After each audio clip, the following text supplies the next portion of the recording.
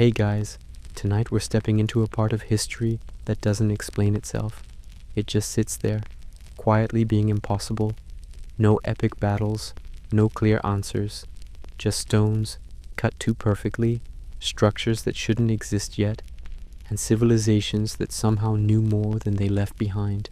Before we get into it, take a second to like the video and subscribe, but only if you genuinely enjoy drifting off to slow, slightly unsettling history like this. And if you're awake enough, drop a comment telling me where you're listening from and what time it is for you. Now dim the lights, get comfortable, and let your mind slow down a little. We begin not with one mystery, but with a catastrophe so total it ended an entire connected world, and left behind a silence that lasted 400 years. Around 1200 BCE, something happened. Something so large, so comprehensive, and so complete that more than 3,000 years later, historians still cannot fully agree on what caused it. Within the space of roughly 50 years, almost every major civilization in the Eastern Mediterranean collapsed simultaneously, not one after another, the way empires typically fall, through conquest or internal decay over generations. All of them, at once. The Mycenaean Greeks, gone. Their great palace complexes at Mycenae, at Tiryns, at Pylos, burned and abandoned.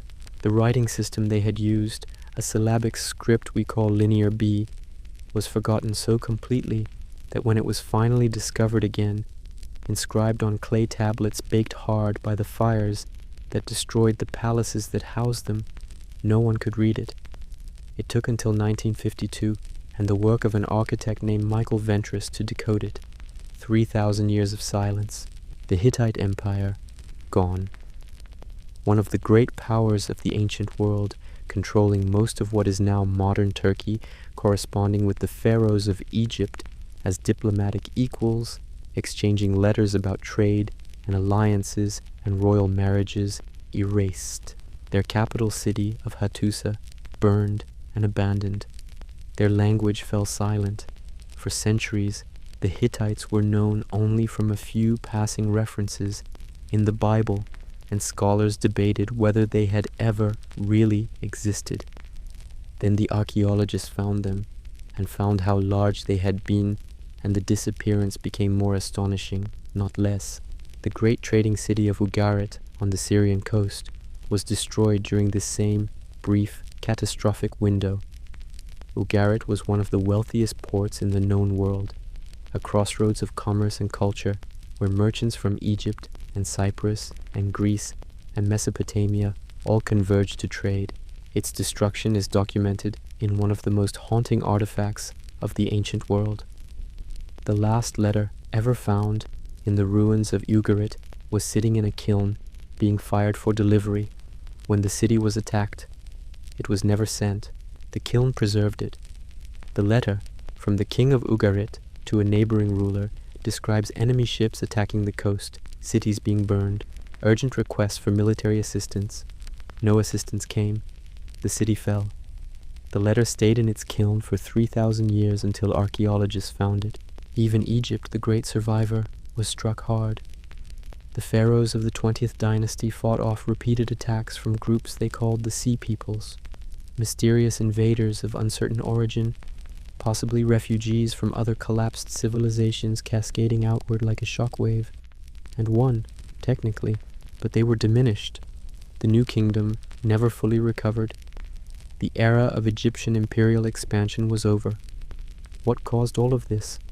The honest answer, after decades of intensive scholarly debate, is that no single cause is sufficient. The leading explanations are many.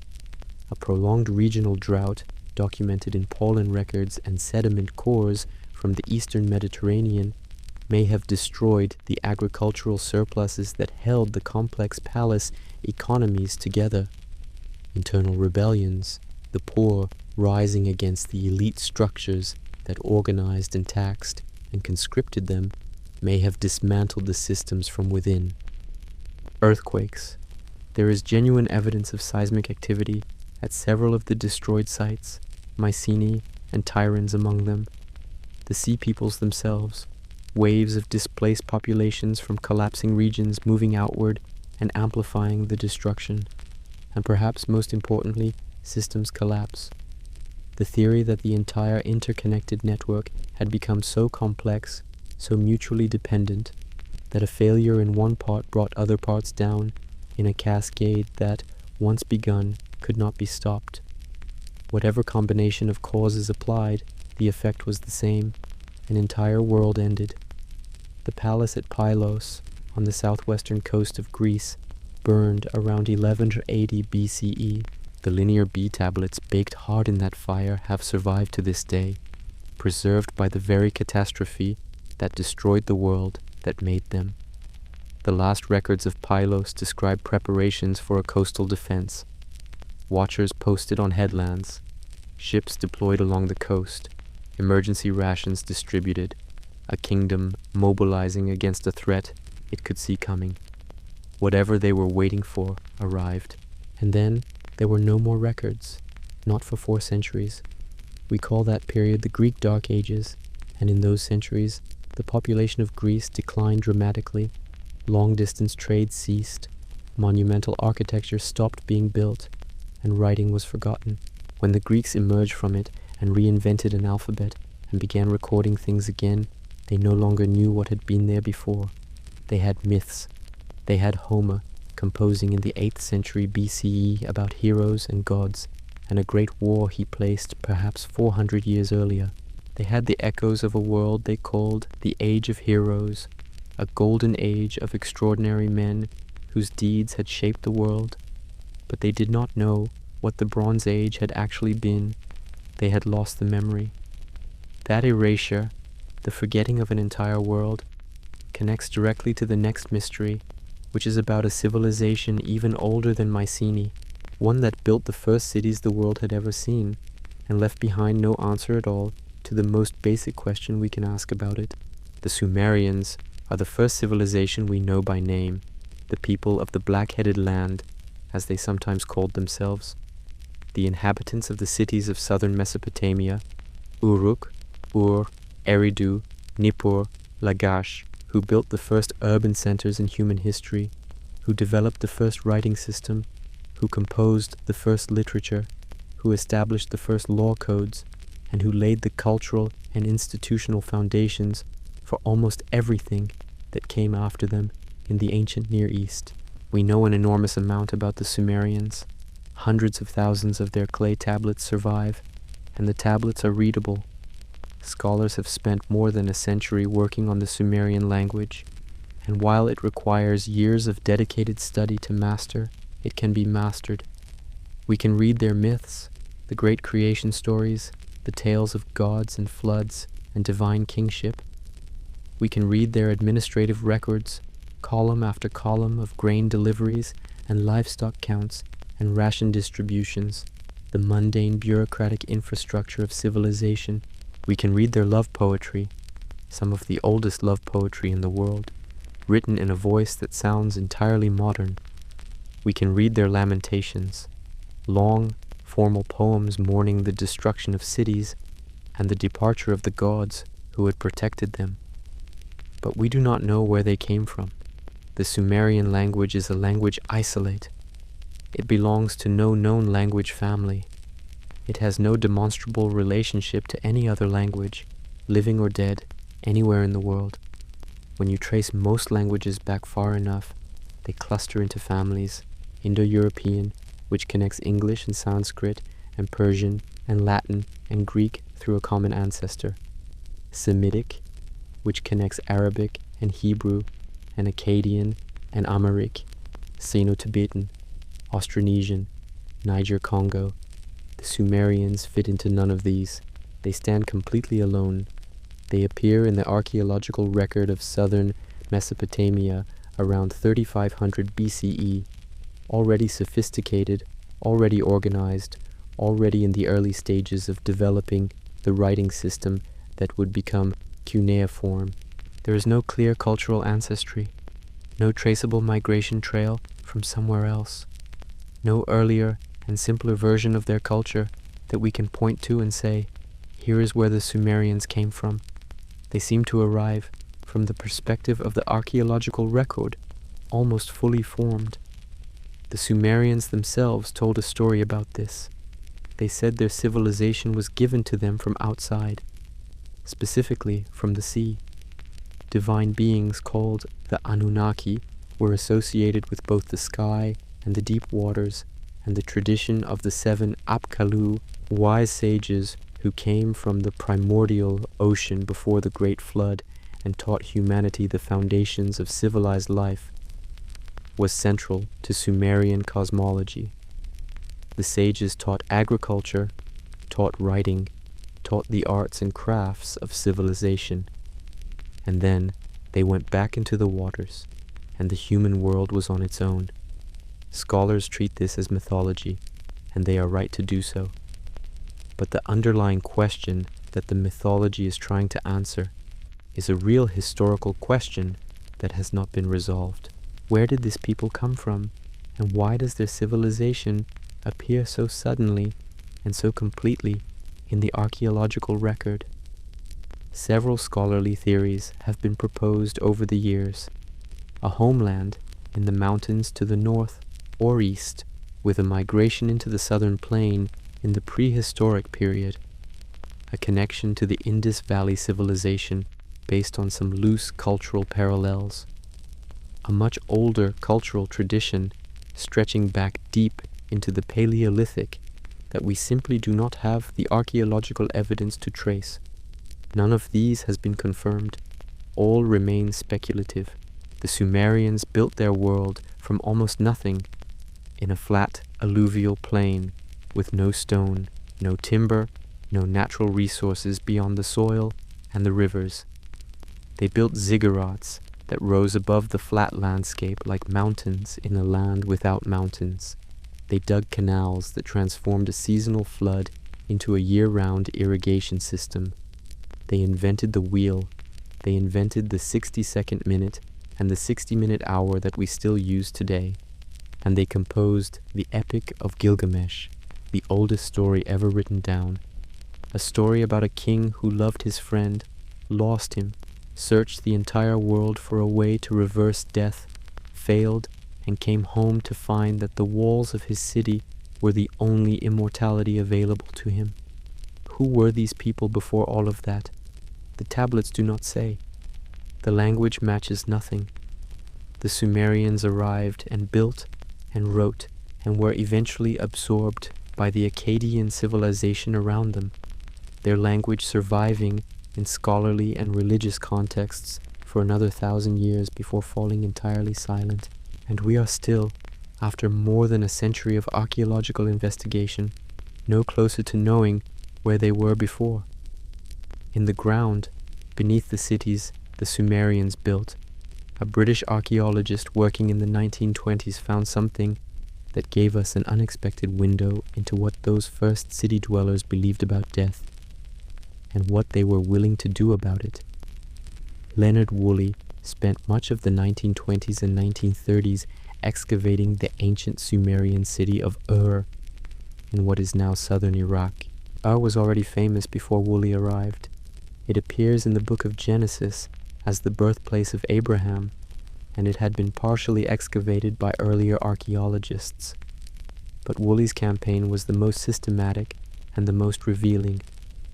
Among his discoveries was a royal cemetery, 16 tombs, dating to approximately 2600 BCE, containing the burials of what Woolley believed to be Sumerian kings and queens.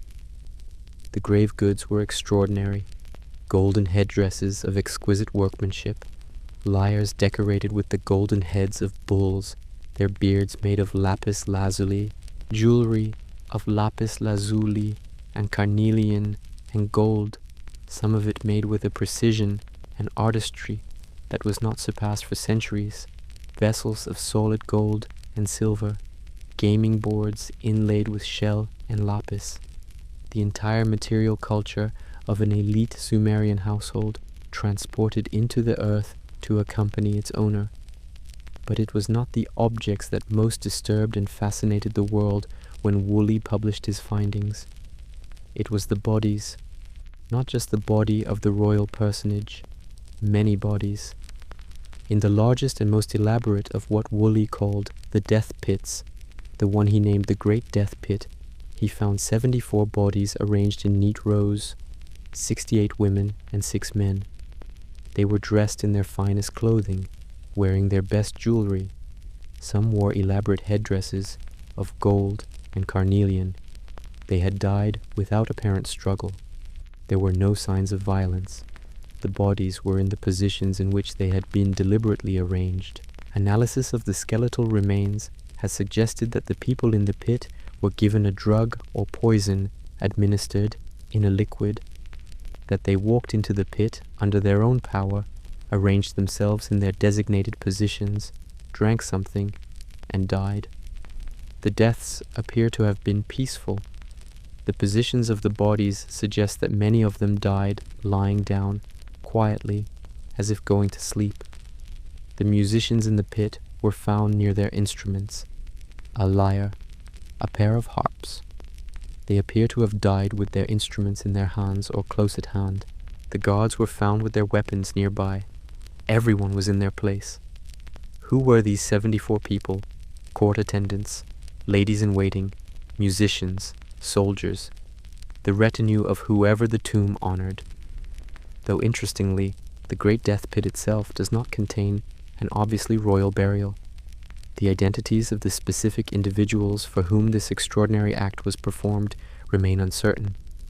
What matters more than their identities is the question of what they believed, and what it means that they appear to have gone willingly. The Sumerian underworld, the Kur, was not a pleasant destination. In the mythology, it was a gray, dusty, shadowy place where the dead ate clay and drank muddy water, regardless of how great or virtuous they had been in life. There was no paradise waiting, no eternal reward for the righteous. The dead simply existed, diminished, in a lower world beneath the living world. Why then would 74 people apparently consent to death in service of this afterlife? What did they expect to gain? Did they believe that accompanying a great person into death meant accompanying them into something better than the ordinary cure? Did they expect rewards in this life, to their families, to their communities, that justified the sacrifice? Or did they, in fact, have no real choice at all, despite the apparent calm of the scene? The absence of physical struggle does not prove the presence of genuine consent. A drug administered without full understanding of its effects, social structures that made refusal impossible, a theology of sacrifice that left no real alternative. All of these could produce the same scene without anything we would recognize as voluntary choice. 74 people, in neat rows, in their finest clothes, in a pit beneath the city of Ur, 4,500 years ago. Their bones lay in that pit for all of those 4,500 years before Woolley's trowel found them. The lyres were still nearby.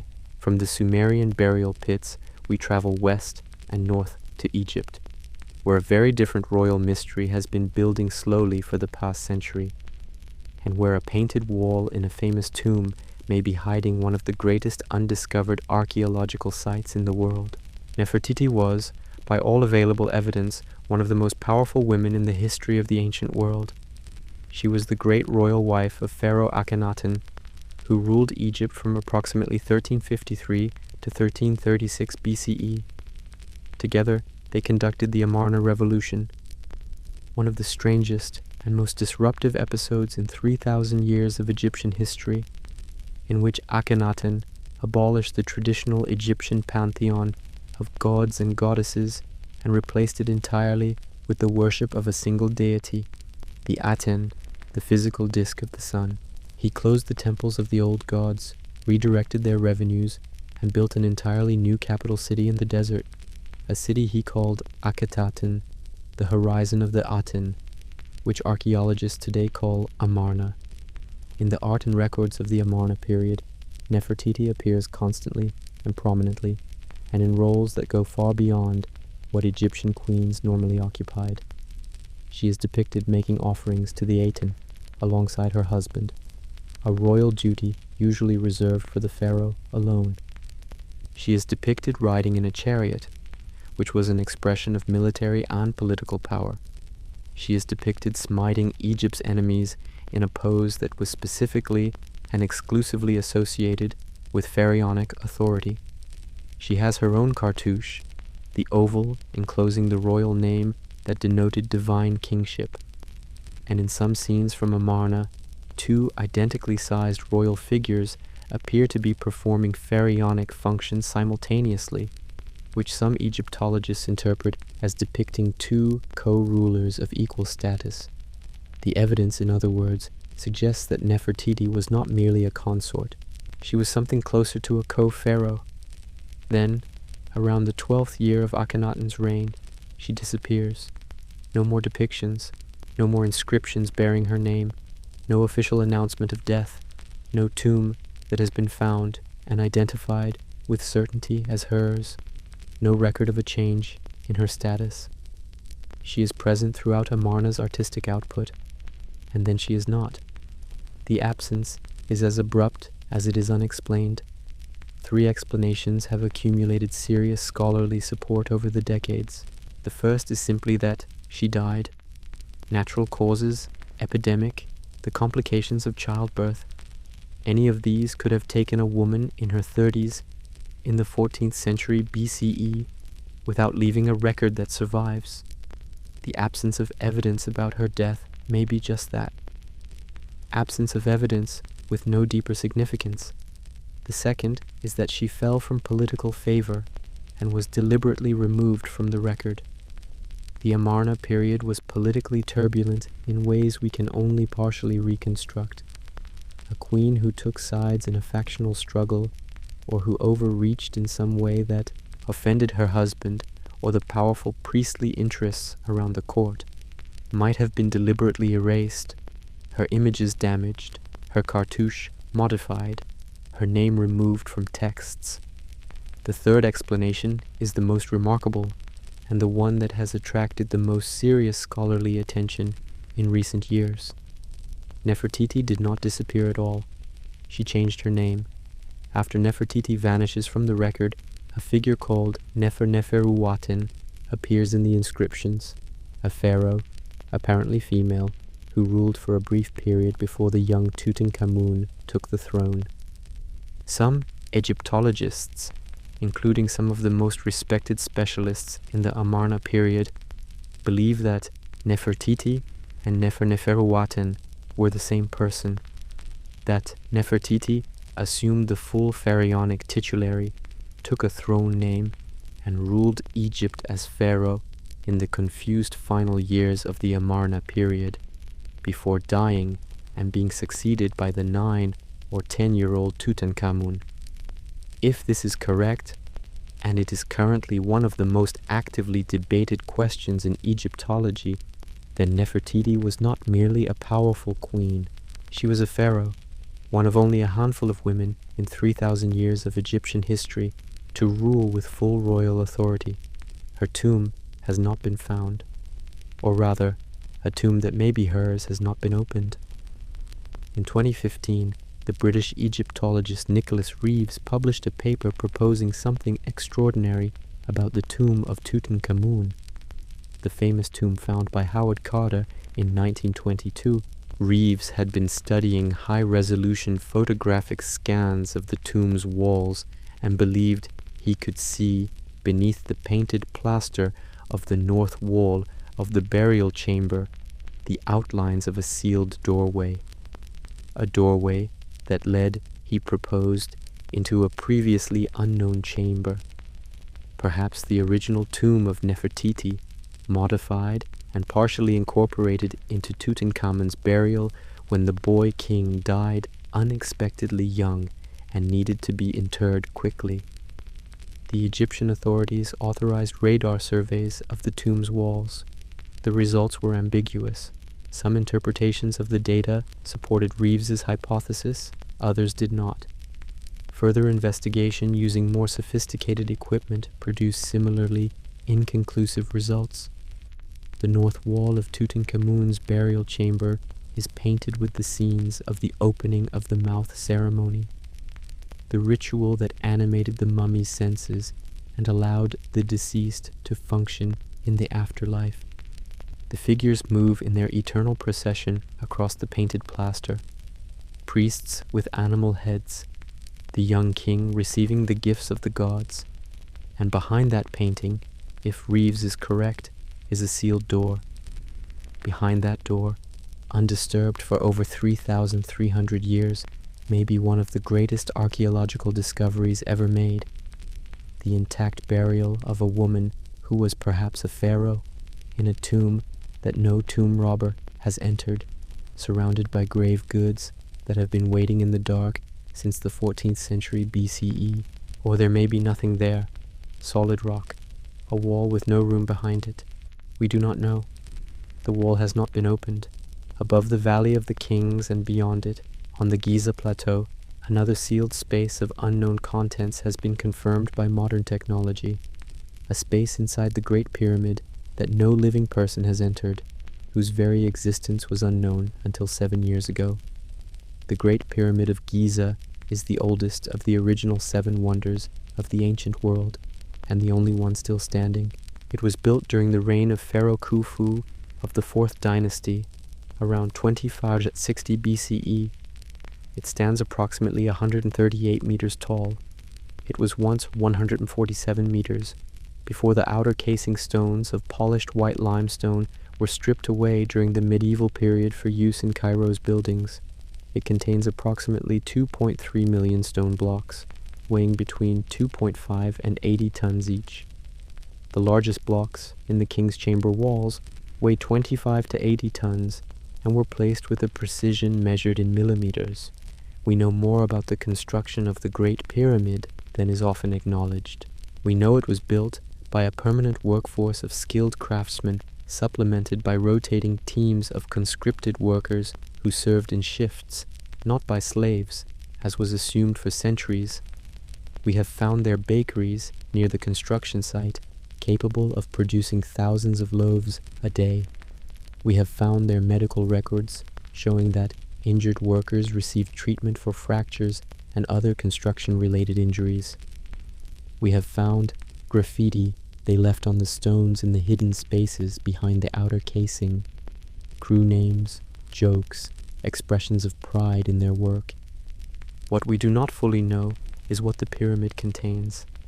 The known interior spaces, the king's chamber, with its plain red granite walls and its empty granite sarcophagus, the queen's chamber misnamed by later Arab explorers, the grand gallery with its corbelled ceiling rising 9 meters above the floor, the descending passage leading to an unfinished underground chamber, account for only a small fraction of the pyramid's vast interior volume. The overwhelming majority of those 2.3 million stone blocks surrounds empty spaces we have not accessed, or spaces that may exist and that we have not yet detected. In 2017, a team of scientists working under a project called Scan Pyramids reported the results of muon tomography surveys of the pyramid. Muon tomography works by tracking cosmic ray particles called muons as they pass through dense structures. Muons are deflected and absorbed by dense material and pass more easily through empty space, which means that detectors on the other side of a structure can map its internal density variations, somewhat as an X-ray maps the internal density of a body. The technique is entirely non-invasive. The Scan Pyramids team detected a large void above the Grand Gallery. The void is at least 30 meters long, possibly longer. Its full extent was not determined by the surveys that found it.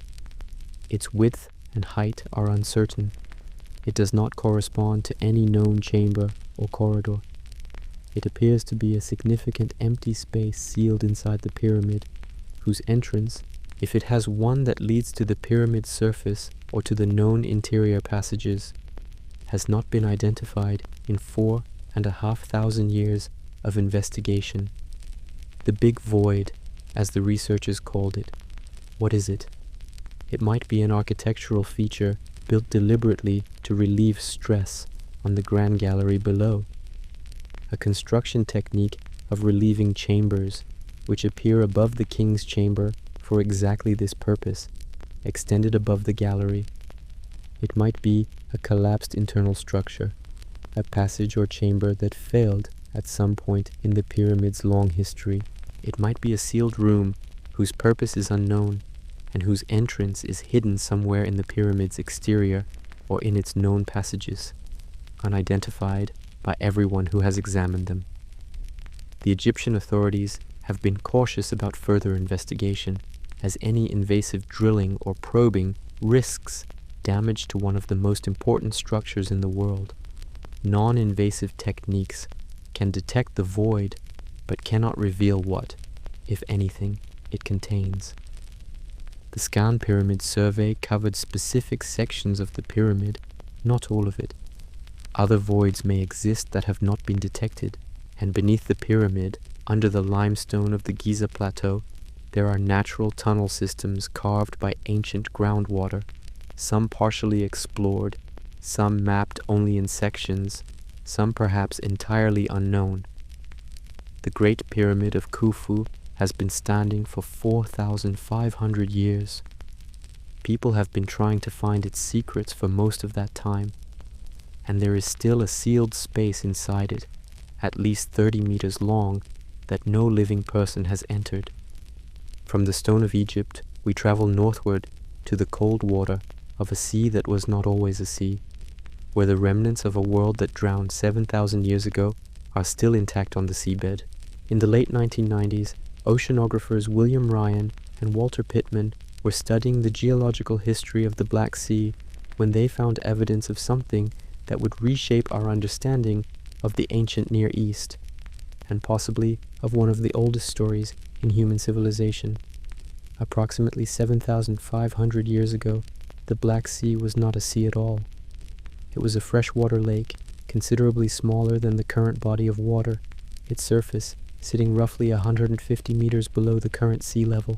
The lake was surrounded by habitable shoreline, fertile land, well watered, in a relatively temperate climate. Farming communities had been living along its edges for thousands of years before the event that Ryan and Pittman documented. The event was a flood. The Bosphorus Strait, the narrow waterway that now connects the Black Sea to the Sea of Marmara and the Mediterranean beyond, was at that time a land barrier separating the freshwater lake from the rising salt water of the Mediterranean system. Post-glacial sea level rise, as the great ice sheets of the last ice age continued their long retreat, was steadily raising Mediterranean sea levels. At some point around 7,500 years ago, the barrier failed. Salt water began pouring through the Bosphorus into the freshwater lake at a rate that Ryan and Pittman calculated could have been catastrophic. Their original estimates suggested the equivalent of 200 Niagara Falls flowing through the breach, the lake level rising by perhaps 15 to 20 centimeters per day, the shoreline advancing inward at rates that could have covered kilometers in a matter of weeks. More recent research has suggested the flooding may have been more gradual, not a single catastrophic event, but a sustained rise over years or decades. But even a gradual inundation by the standards of a farming community watching its fields and villages slowly disappear beneath the incoming water would have been a disaster of incomprehensible scale. Ryan and Pittman proposed that this event, a real catastrophic flood that inundated inhabited land within the living memory of the people who experienced it, may have been the historical origin of the flood traditions that appear with remarkable consistency across so many cultures of the ancient Near East and beyond. The Mesopotamian flood in the Epic of Gilgamesh, whose protagonist Utnapishtim survives in a boat with his family and animals and is granted immortality by the gods, predates the biblical flood of Noah by centuries. Both stories share structural elements that suggest a common origin. Flood traditions appear in the Caucasus, in the mythology of cultures surrounding the Black Sea region, in ways that are consistent with a cultural memory of the kind of event that Ryan and Pittman documented. Whether this connection is valid is genuinely debated among scholars. Cultural memory transmitted over 7,000 years is an extraordinary proposition, but the flood is real. The evidence for it is geological and incontrovertible. What is also real is what Robert Ballard found in 1999 and 2000 when he sent remotely operated vehicles to explore the ancient shoreline zone. Structures, wooden buildings, rectangular and well constructed, with wooden beams still in place after 7,500 years. Pottery, stone tools, the unmistakable remnants of a human settlement sitting on what was once dry land, now 100 meters below the surface of the Black Sea. The reason these structures survive, the reason wooden beams have not decayed and fallen, the reason organic materials that would vanish within decades in ordinary conditions have lasted 75 centuries, is the peculiar chemistry of the deep Black Sea. Below a certain depth, the water is anoxic. It contains almost no dissolved oxygen. The organisms that break down organic material in ordinary water cannot survive in the anoxic depths. Wood does not rot. Pottery does not dissolve. Leather and fabric may survive. Whatever was on that shoreline when the water came in has been sitting there in cold, dark, oxygen-free water ever since. The full extent of the ancient submerged landscape has not been surveyed. The technology to do it exists. Deep water ROVs capable of mapping wide areas of seafloor in high resolution are operational and have been used in exactly this kind of survey in other contexts. The funding to conduct a comprehensive survey of the ancient Black Sea shoreline has never materialized. Down there, in the cold and the dark and the silence, a world that ended in water is still largely intact. Villages, fields, paths between settlements. The material culture of farming communities that had lived on that shoreline for generations before the water came, still there, 7,500 years old, barely looked at. From the drowned shores of the Black Sea, we travel south to Greece, to a hillside in central Greece, where for nearly 1,000 years the ancient world came to ask its most important questions, and where the answers may have had a stranger source than anyone suspected. For nearly 1,000 years, from approximately the 9th century BCE to the 4th century CE, the oracle at Delphi was the most important religious institution in the Greek world. Delphi sits on the steep southern slopes of Mount Parnassus, looking down across a valley of ancient olive trees toward the Gulf of Corinth. The site was sacred before the Greeks arrived. There is evidence of worship there going back to the 2nd millennium BCE, and the tradition held that it was the center of the world, the omphalos, the navel, marked by a sacred stone that was kept in the temple. The oracle, the Pythia, was a woman chosen from among the local population, typically a woman of mature years and good reputation, who would enter the inner sanctuary of the temple of Apollo, seat herself on a tripod over a chasm in the rock from which sacred vapors rose, breathe deeply, and speak. What she said was interpreted by priests, male priests, who rendered her words into hexameter verse and delivered the oracle's response to the inquirer. Every significant decision in the Greek world was routinely submitted to the oracle for approval or guidance. Kings decided whether to go to war. Cities decided where to found new colonies. Tyrants asked whether their rule was secure. Individuals asked about marriage, about inheritance disputes, about the correct ritual procedures for unusual situations. The oracle's responses shaped the political geography of the Mediterranean world. Many of the Greek colonies in southern Italy and Sicily and along the Black Sea coast were founded on the basis of Delphic oracular approval. The responses were famously ambiguous. The story of Croesus is the most famous example. Croesus, the legendarily wealthy king of Lydia, in what is now Western Turkey, sent to Delphi to ask whether he should go to war against the expanding Persian Empire. The oracle told him that if he crossed the Halys River, a great empire would be destroyed. Croesus interpreted this as a promise of Persian defeat. He crossed the river. A great empire was destroyed. His own. The oracle's statement was perfectly true and perfectly useless. This kind of response, true regardless of outcome, has long been interpreted as evidence that the Delphic institution was essentially a sophisticated political fraud. The priests, well-connected and well-informed through the constant flow of delegations from across the Greek world, could craft responses that were deliberately ambiguous, technically accurate in any circumstance, and carefully designed to avoid commitment. The Pythia, in this reading, was a medium for a message crafted by politically sophisticated priests who maintained their influence by never being wrong. That reading may not be entirely wrong. The priests certainly had influence over how the oracle's words were formulated and delivered. But in the 1990s, geologist Jelle de Boer and archaeologist John Hale made a discovery that complicates the purely cynical interpretation considerably. At the intersection of two geological fault lines, directly beneath the sanctuary of the Temple of Apollo, at Delphi, they found evidence of hydrocarbon gases escaping through the rock. Ethylene, methane, ethane. These gases are produced by the interaction of groundwater with bituminous limestone in the local geology and seep up through the fault lines at the surface. Ethylene is the crucial compound. At concentrations between low and moderate, ethylene produces a distinctive physiological effect: euphoria, dissociation from ordinary consciousness, and a trance-like state in which the subject may speak in unusual ways.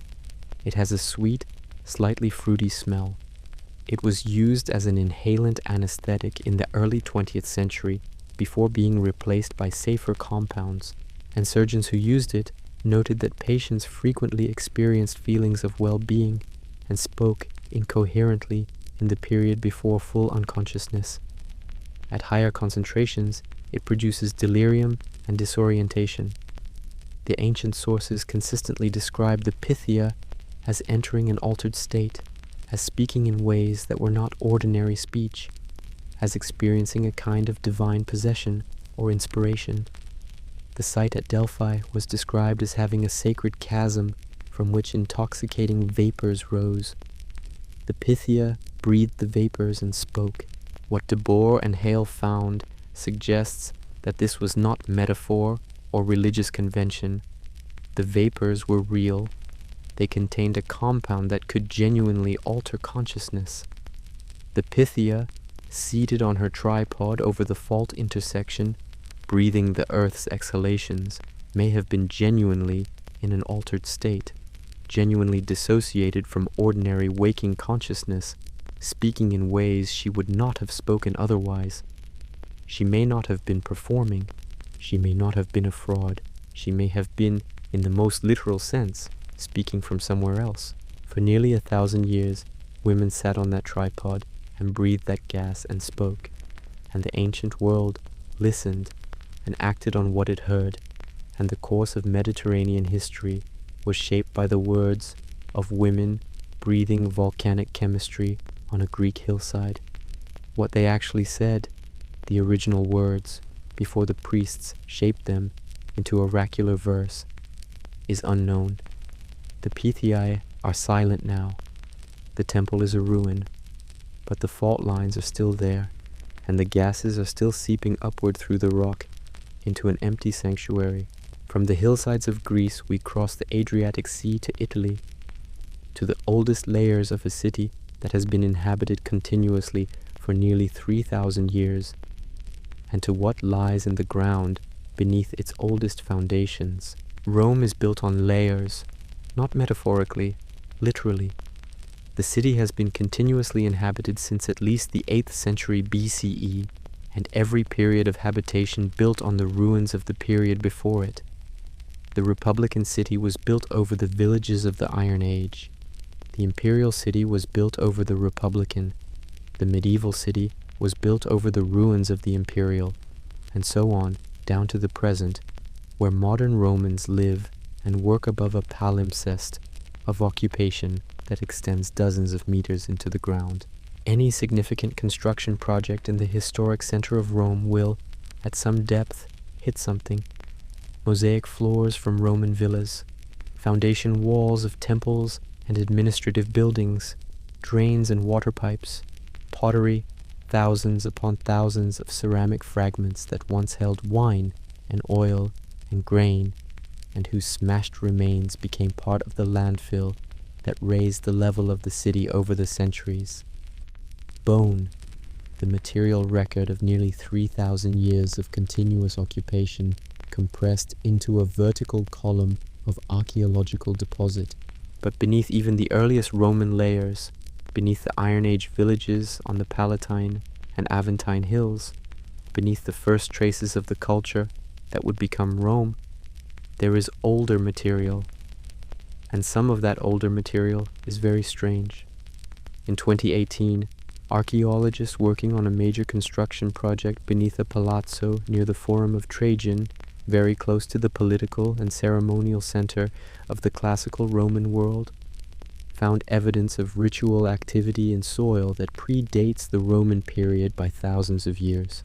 The deposits dated to approximately 3000 BCE, which is the late Neolithic in central Italy, roughly 1,000 years before the traditional founding of Rome, before the Bronze Age, before any named culture whose presence on the site is attested in other sources. The evidence was not a building or a tool or a burial. It was structured deposits, objects placed in specific arrangements in a way that archaeologists across many cultural contexts and many periods recognize as the signature of deliberate ritual action. Something ceremonial was happening at that spot 5,000 years ago, before Rome existed, before the Iron Age settlements from which Rome grew existed, before any of the cultures whose names appear in the historical record of central Italy. Who were these people? What were they doing? What made this particular spot on the left bank of the Tiber significant enough to mark with ritual? We do not know. There is no writing. There is no cultural identifier in the deposits that connects them to any known archaeological culture with clarity. There are only the deposits themselves, the deliberate arrangement that says, unmistakably, that human beings were here, and that this place meant something to them. And then they were gone, and the centuries passed, and the Iron Age villages grew on the hills above, and the Republic formed, and the empire spread across the known world, and the medieval city grew over the imperial ruins, and the modern city grew over all of it. And 5,000 years after those unknown people marked their spot with ritual deposits, an excavator broke through the ground and found them. How many such places exist beneath the cities of the world? How many layers of forgotten significance? How many moments of human ceremony and belief that were once the most important thing happening in their world are lying in the ground beneath our streets, waiting for the right excavation at the right depth? The question, which Rome raises in particularly vivid form, brings us to Britain, where a hill in Wiltshire has been keeping a secret through 3 major archaeological excavations across 3 different centuries, and still has not given it up. Silbury Hill stands in a broad valley in the county of Wiltshire in southern England, not far from the better-known monuments of Avebury and Stonehenge. It is 40 meters tall, covering roughly 2.5 acres at its base. It is the largest prehistoric man-made mound in Europe. It was built by Neolithic people working with antler picks and wicker baskets and wooden sledges, with no metal tools and no draft animals large enough to have been useful in the construction. Around 2400 BCE, this places it in the same broad cultural period as the later phases of Stonehenge, as the great stone circles and long barrows of the Wessex landscape. a period of remarkable monumental construction by a Neolithic population that built large and built well. Modern calculations of the effort required to construct Silbury Hill suggest approximately 18 million person-hours of labor, roughly equivalent to the effort required to build one of the smaller Egyptian pyramids. The construction was not accomplished quickly or casually. It appears to have taken place in multiple phases spread over a significant period, each phase adding to the mound, modifying its shape, incorporating new material, generation after generation contributing to a structure that would not be finished in a single lifetime. The obvious assumption, the assumption that every archaeologist brought to the site from the 18th century onward, was that Silbury Hill is a burial mound.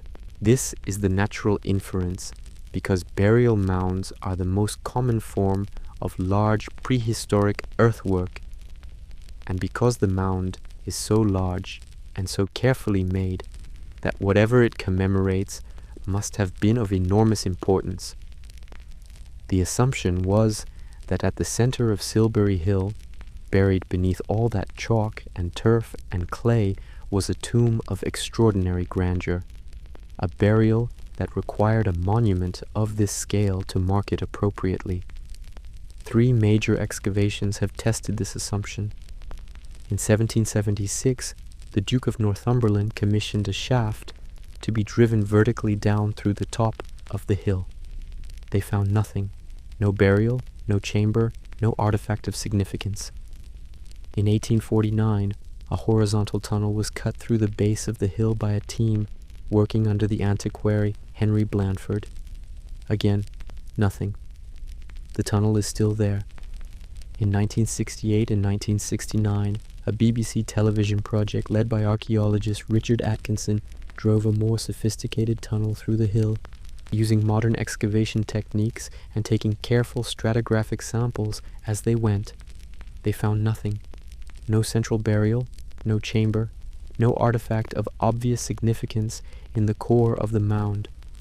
What they found was a carefully constructed sequence of geological layers, chalk rubble, turfs cut from the surrounding grassland, clay and gravel, each layer corresponding to a distinct phase of construction, built up methodically over what appeared to have been an extended period of time, a monument of extraordinary scale and effort, apparently containing nothing. The 1968 tunnel caused structural instability in the hill that only became apparent decades later and required emergency stabilization and resealing in the early 2000s. The physical interference with the hill's interior has therefore been substantial but unrewarding. Any further investigation must use non-invasive methods. There is one qualification to the finding of nothing. The very earliest phase of construction, the original chalk core around which the entire mound was built, the nucleus from which Silbury Hill grew, was not accessible to any of the 3 tunnels. It sits at the base of the structure, sealed beneath all the later phases of construction, and has not been directly examined. What is in there? Possibly nothing. A natural chalk outcrop, or a deliberately placed deposit of culturally significant but archaeologically ambiguous material, possibly something that changes the interpretation of the entire monument. Why was this hill built? If not to cover a tomb, then for what purpose?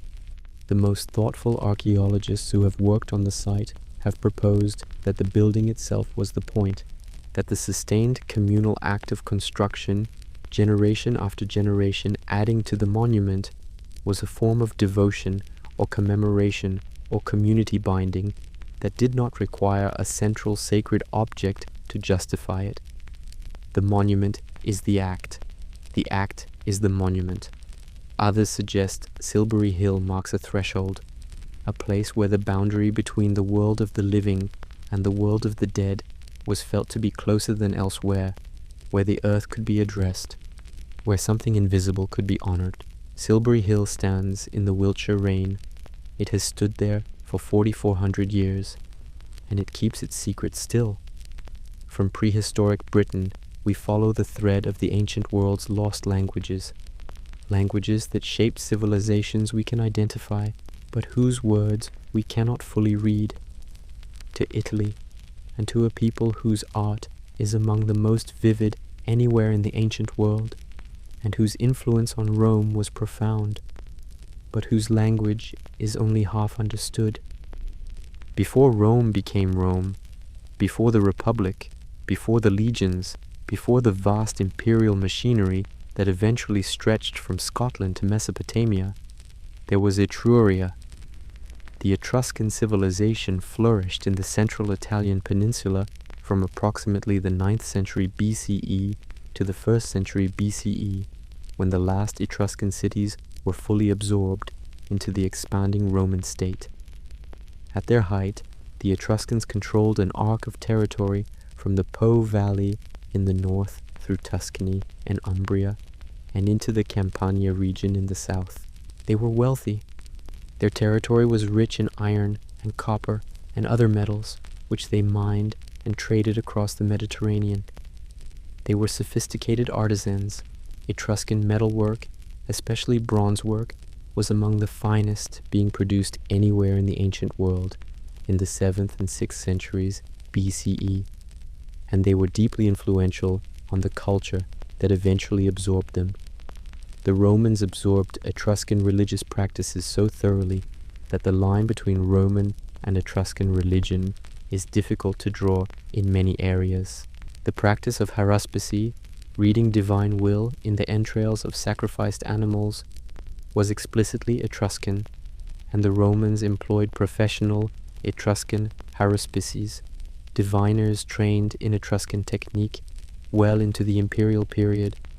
The practice of augury, reading divine will in the flight and behavior of birds, had Etruscan roots in Roman practice. The triumph, the grand ceremonial procession through the streets of Rome awarded to victorious generals, derived from Etruscan royal ceremony. The fasces, the bundle of rods surrounding an axe, the symbol of Roman magisterial authority that appears on the costumes of the triumphant and on the furniture of magistrates, was an Etruscan symbol. Even the toga, in its early form, may have been of Etruscan origin. The early kings of Rome, according to Roman tradition, included Etruscan dynasties. The Tarquin kings, Tarquinius Priscus and Tarquinius Superbus, were Etruscans or of Etruscan descent, and the great public works they commissioned, including the Temple of Jupiter Capitolinus and the Circus Maximus, gave Rome its first monumental architecture. The Etruscans shaped Rome at its foundations. Their influence is woven into the fabric of Roman civilization in ways that Romans themselves sometimes acknowledged and sometimes preferred not to think about. They left behind an enormous amount of material: architecture, exquisite metalwork, painted tombs. The necropoles of Tarquinia and Cerveteri contain chambers whose walls are covered with frescoes of extraordinary quality and extraordinary liveliness, banquet scenes, dancing, music, games, athletes, animals. The art of the Etruscan painted tombs depicts a world that takes evident pleasure in living: rich food, good wine, beautiful bodies in motion, the joy of celebration. They also left behind writing. Thousands of inscriptions survive on stone and bronze and pottery in a script derived from the Greek alphabet that was adopted by the Etruscans in the 8th century BCE. The letters can be sounded out. The Etruscan alphabet is fully known. If you encounter an Etruscan inscription, you can read the sounds that the letters represent with confidence. The language itself is almost entirely opaque. Etruscan is a language isolate, like Sumerian, belonging to no known family, related to nothing identifiable. The vocabulary is known only partially and in specific domains. Words that appear as labels on tomb paintings next to images of identified figures, allow identification of some nouns. Words borrowed from Greek or Latin, where the source is recognizable, give additional footholds. Words used in sufficiently repetitive ritual contexts allow inference of meaning. Scholars estimate that a vocabulary of perhaps 200 words is reasonably well established. The grammar is only partially reconstructed. The syntax is not fully understood. The longer Etruscan texts, including a set of inscriptions on gold tablets found at Pyrgi, and the Liber Linteus, an Etruscan book written on linen that survived because it was repurposed as mummy wrappings for an Egyptian mummy, and thus preserved in a dry climate, remain only partially translated.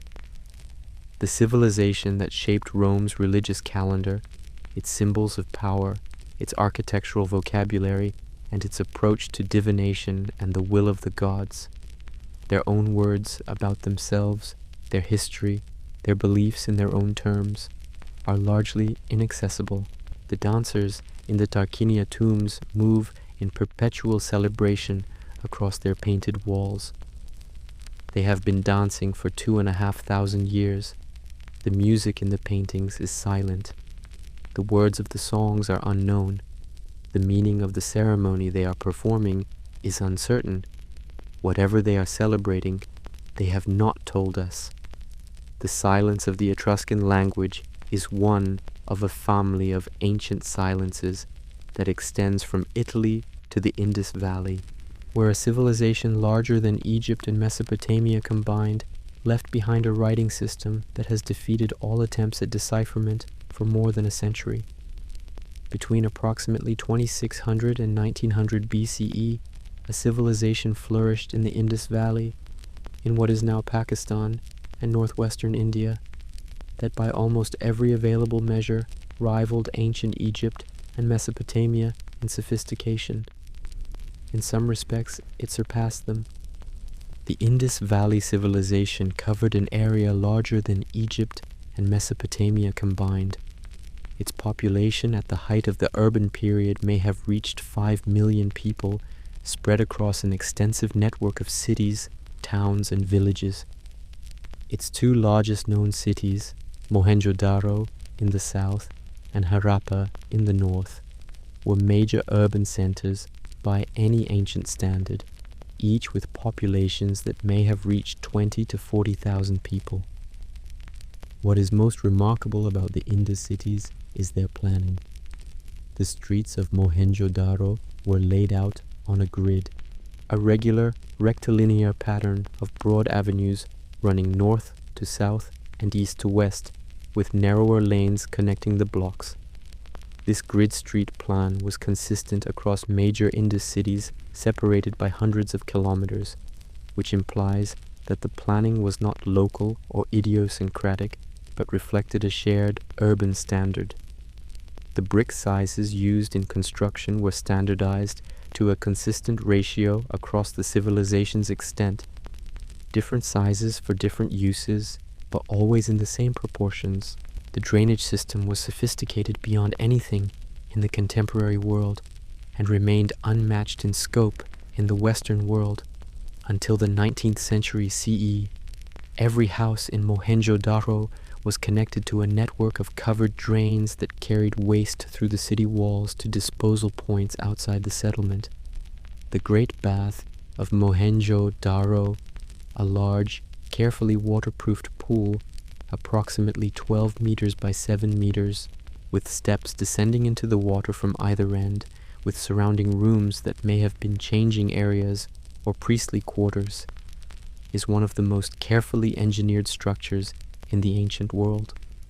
Its floor and walls were made of tightly fitted brick, sealed with a natural tar-like bitumen to make them watertight, then lined with a further layer of brick for protection. The purpose of this structure, ritual bathing, a public amenity, part of a temple complex, remains debated. Despite this sophistication, we know almost nothing about the political organization of the Indus civilization, its religious beliefs, or the nature of its governance. No temples have been identified with certainty. No structures have been positively identified as palaces or royal residences. No tombs of exceptional richness corresponding to a ruling elite have been found, in striking contrast to contemporary Egypt and Mesopotamia, where the burials of the powerful announce their status loudly. No inscriptions have been found recording the names of kings or the victories of armies or the greatness of rulers. In Egypt, rulers carved their names into everything.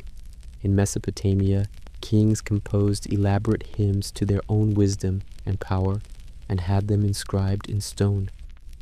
In the Indus Valley, none of this. The Indus script, found inscribed on small steatite seals and on pottery and occasional other surfaces, has not been deciphered. The script comprises somewhere between 400 and 600 distinct signs, a number that is too large for an alphabetic system, but within the range expected for a logosyllabic system like early cuneiform. The underlying language has not been identified. Whether it belongs to the Dravidian language family, spoken today in southern India, or to an Indo-European ancestor, or to a completely unknown family, is unresolved. More than a century of attempts by linguists, cryptographers, and scholars of many disciplines have not produced a decipherment that commands broad scholarly acceptance. We cannot read the Indus script. We do not know what language it represents. We do not know the names of any Indus cities in the language of their inhabitants. We do not know what the Indus people called themselves. Around 1900 BCE, the major Indus cities began to be abandoned, not destroyed, not burned, not obviously conquered, emptied. The population dispersed into smaller settlements to the east and south. The urban network dissolved over what appears to have been a period of generations. The most widely accepted explanation is prolonged climate change, a weakening of the South Asian monsoon that reduced the reliability of the river systems on which the urban agricultural system depended, making the dense concentrations of urban population unsustainable. But we cannot confirm this because we cannot read their records. Whatever the Indus people wrote about their world and their time and the changes they experienced, whether they recorded the failing rains, the dwindling rivers, the difficult decisions about where to go and what to leave behind, is sealed in a script that no one has yet been able to read. The drains of Mohenjo-Daro filled with silt. The streets fell silent. The carefully standardized bricks weathered and crumbled, and one of the most sophisticated and extensive urban civilizations of the ancient world became, for the people who came after, simply a set of mounds in the landscape, their identity unknown, their language unspoken, their name unremembered. The silence of the Indus Valley connects across the ocean, in time and in the completeness of its mystery, to a civilization in the Americas that was erased before anyone who could write about it had a chance to do so. When the Spanish conquistadors pushed into the Amazon basin in the 16th century, they brought back stories of a city of gold somewhere deep in the forest. A king who was so wealthy that each morning his attendants covered him in gold dust, and he bathed in a lake, the gold washing from his body into the sacred water. El Dorado, the gilded man, the city that was never found. These stories were dismissed for nearly 5 centuries. The Amazon, with its thin, nutrient-poor soils, its challenging climate, its extraordinary biological diversity that leaves almost nothing for human agriculture without enormous effort, was not considered capable of supporting large, complex civilizations. The forest was too difficult, the soil too poor. The notion of great cities and dense populations under the canopy was considered fantasy or wishful thinking. Then the archaeologists began to look properly.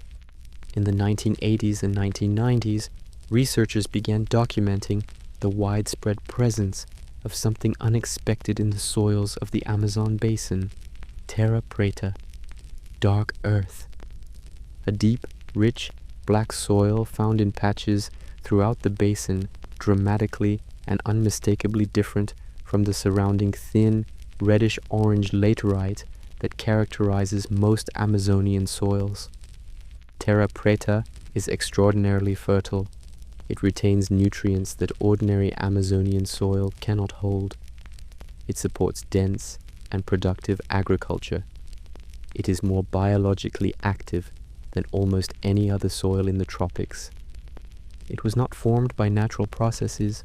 Its composition, charcoal, bone, pottery shards, organic matter in unusual concentrations, reflects sustained human activity. Cooking fires, the deliberate or inadvertent incorporation of charcoal and organic waste into the ground over long periods of habitation. Generation after generation living in a place, enriching the soil through their daily activities, creating a substrate that would outlast their civilization by centuries.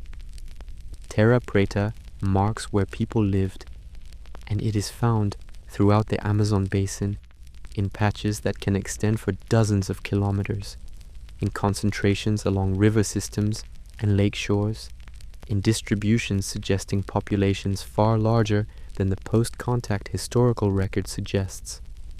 Then LIDAR surveys, aerial mapping using laser technology that can penetrate through forest canopy and map the ground surface beneath it, began to reveal the full scale of what had been hidden. Geometric earthworks, enormous geometric patterns cut into the Amazonian landscape with precision, perfect circles, squares, hexagons, combinations of shapes, some hundreds of meters across, some covering several square kilometers. Not natural formations, not random, deliberately and carefully made to standards of geometric accuracy that required planning and measurement. Hundreds of these earthworks have now been confirmed across an area of the western and southern Amazon. Estimates of the total number, based on the coverage of LIDAR surveys so far conducted, suggest thousands more remain to be found in the vast, unsurveyed areas of the basin. What were they for? The honest answer is that we do not know for certain. The earthworks may have served multiple functions in different contexts: ceremonial use, territorial marking, agricultural water management, defensive purposes. The variety of forms across different regions suggests that the cultures that built them had different practices and purposes, united by the use of geometric earthworks as a technology, but not necessarily by a single tradition or a single purpose. The civilization or civilizations that built them were erased before they were described. The epidemics that arrived in the wake of European contact, smallpox, measles, influenza, and other old world diseases to which the indigenous Americans had no prior exposure, swept through the Americas in waves that preceded the actual physical arrival of Europeans in most areas, carried by trade networks and human movement. The mortality was catastrophic. Estimates range from 50 to 90% of the pre-contact population in many regions within a few generations of first contact. By the time European explorers reached the Amazon in any numbers, the great population centers were already gone. The geometric earthworks were already overgrown. The terra preta fields were already returning to forest. The social and religious traditions that had built and maintained the earthworks for centuries were already disrupted or destroyed. The forest grew back over the evidence of what had been there. And for 500 years, an entire civilization, perhaps the most extensive in pre-Columbian South America, was hidden under the canopy, waiting for a laser mounted on an aircraft to see through the trees. We have found it now. We are still barely beginning to understand what we have found. In 1900, sponge divers working off the coast of the Greek island of Antikythera discovered a shipwreck lying approximately 45 meters below the surface. The ship had gone down in the 1st century BCE, carrying a cargo of extraordinary richness: bronze and marble statues, glassware, jewelry, amphoras of wine from the island of Rhodes. One of the objects brought up from the wreck was an encrusted lump of bronze and corroded wood that was set aside initially and not examined carefully for several years. When it was eventually studied, researchers found that it had fractured into several pieces, and within those pieces were gears, not crude, roughly made gears, precisely cut gears, machined, if that is not too modern a word, to fine tolerances, fitted together with evident intent and considerable skill. The more researchers looked, the more complex the mechanism revealed itself to be. New analytical techniques applied in the 20th and 21st centuries, X-ray computed tomography, polynomial texture mapping, have allowed the internal structure to be mapped in remarkable detail. The Antikythera mechanism, as it has come to be called, is now understood to be an analog computing device for astronomical calculation, a mechanical machine that modeled the movements of celestial bodies with extraordinary accuracy. It could track the phases of the moon and predict them forward or backward in time. It could predict solar and lunar eclipses using the Saros cycle, an 18-year cycle used by Babylonian astronomers that the mechanism encodes in its gear ratios. It tracked the 4-year cycle of the Olympic Games and possibly the other Pan-Hellenic Games. Its front dial showed the positions of the sun and moon in the Greek zodiac and in the Egyptian calendar, and there is strong evidence that it also tracked the positions of the 5 planets visible to the naked eye, making it a full mechanical model of the known solar system. It was built approximately 2,000 years ago. The level of mechanical sophistication required to design and build the Antikythera mechanism was not matched again in the Western world for well over 1,000 years. The first comparable mechanisms appear in medieval Islamic astronomical instruments of the 11th and 12th centuries and in European astronomical clocks of the 13th and 14th centuries. These later devices were clearly developed independently. There is no transmission of the specific technology across the intervening millennia. The knowledge that produced the Antikythera mechanism was lost. We know such devices existed in the ancient world. The Roman writer Cicero, in the 1st century BCE, describes a mechanical model of the heavens built by Archimedes in the 3rd century BCE that showed the motions of the sun, moon, and planets. The Antikythera mechanism is consistent with that description in date and sophistication, but the Cicero passage is one of very few references to such technology in ancient literature, and no other physical example of a comparable device from antiquity has ever been found. Whoever designed the Antikythera mechanism understood gear theory, understood the astronomical cycles they were encoding, understood how to translate mathematical relationships into mechanical form at a level of sophistication that appears isolated in the archaeological record. Their knowledge was not preserved in a continuous tradition. It was lost, and the centuries after them had to rediscover independently what they had already known. The mechanism was loaded onto a ship. The ship sailed from somewhere in the eastern Mediterranean, probably heading for Rome. The ship encountered a storm, or rocks, or something else, in the waters north of Crete. It went down with all its cargo, and for 2,000 years the mechanism lay on the seafloor, still carrying in its corroded gears the knowledge of someone who understood the movements of the heavens with extraordinary precision, still tracking, in a sense, still knowing. From the seafloor of the Aegean, we travel back to dry land, and to a mystery that runs through the longest book ever written about the ancient world, a book whose contents were deliberately destroyed, and whose loss is one of the most consequential events in the history of human knowledge. The Library of Alexandria was the greatest repository of human knowledge in the ancient world, and possibly in all of human history up to that point. It was founded in the 3rd century BCE under the patronage of the early Ptolemaic rulers of Egypt, who had a vision of making Alexandria, the city founded by Alexander the Great at the mouth of the Nile Delta, the intellectual capital of the known world. The library was part of a larger scholarly complex called the Mausion, the Temple of the Muses, from which our word museum derives.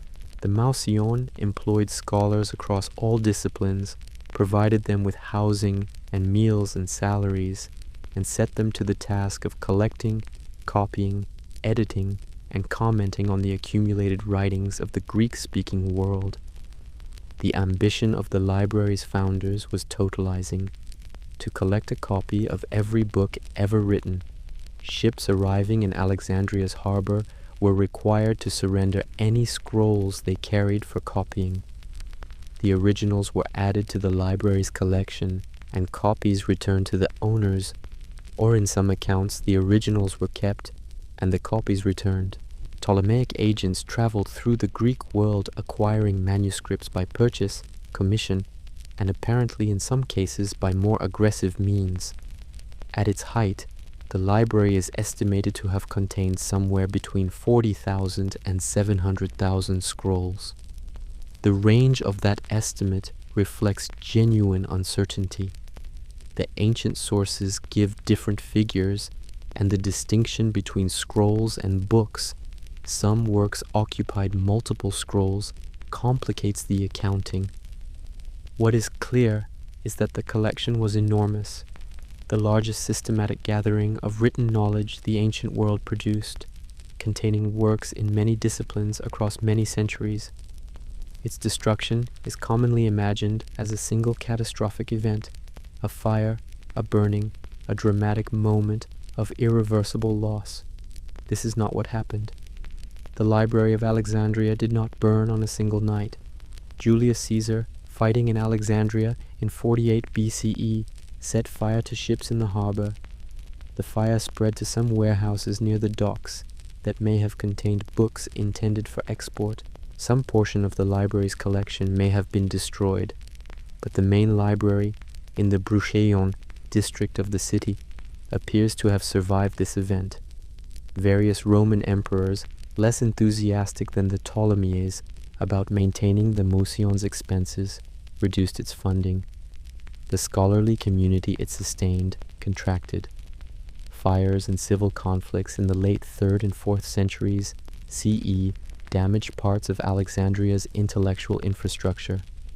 The Serapeum, a daughter library associated with the great temple of Serapis, was destroyed in 391 CE on the orders of the Patriarch of Alexandria, Theophilus, as part of a campaign against pagan religious sites.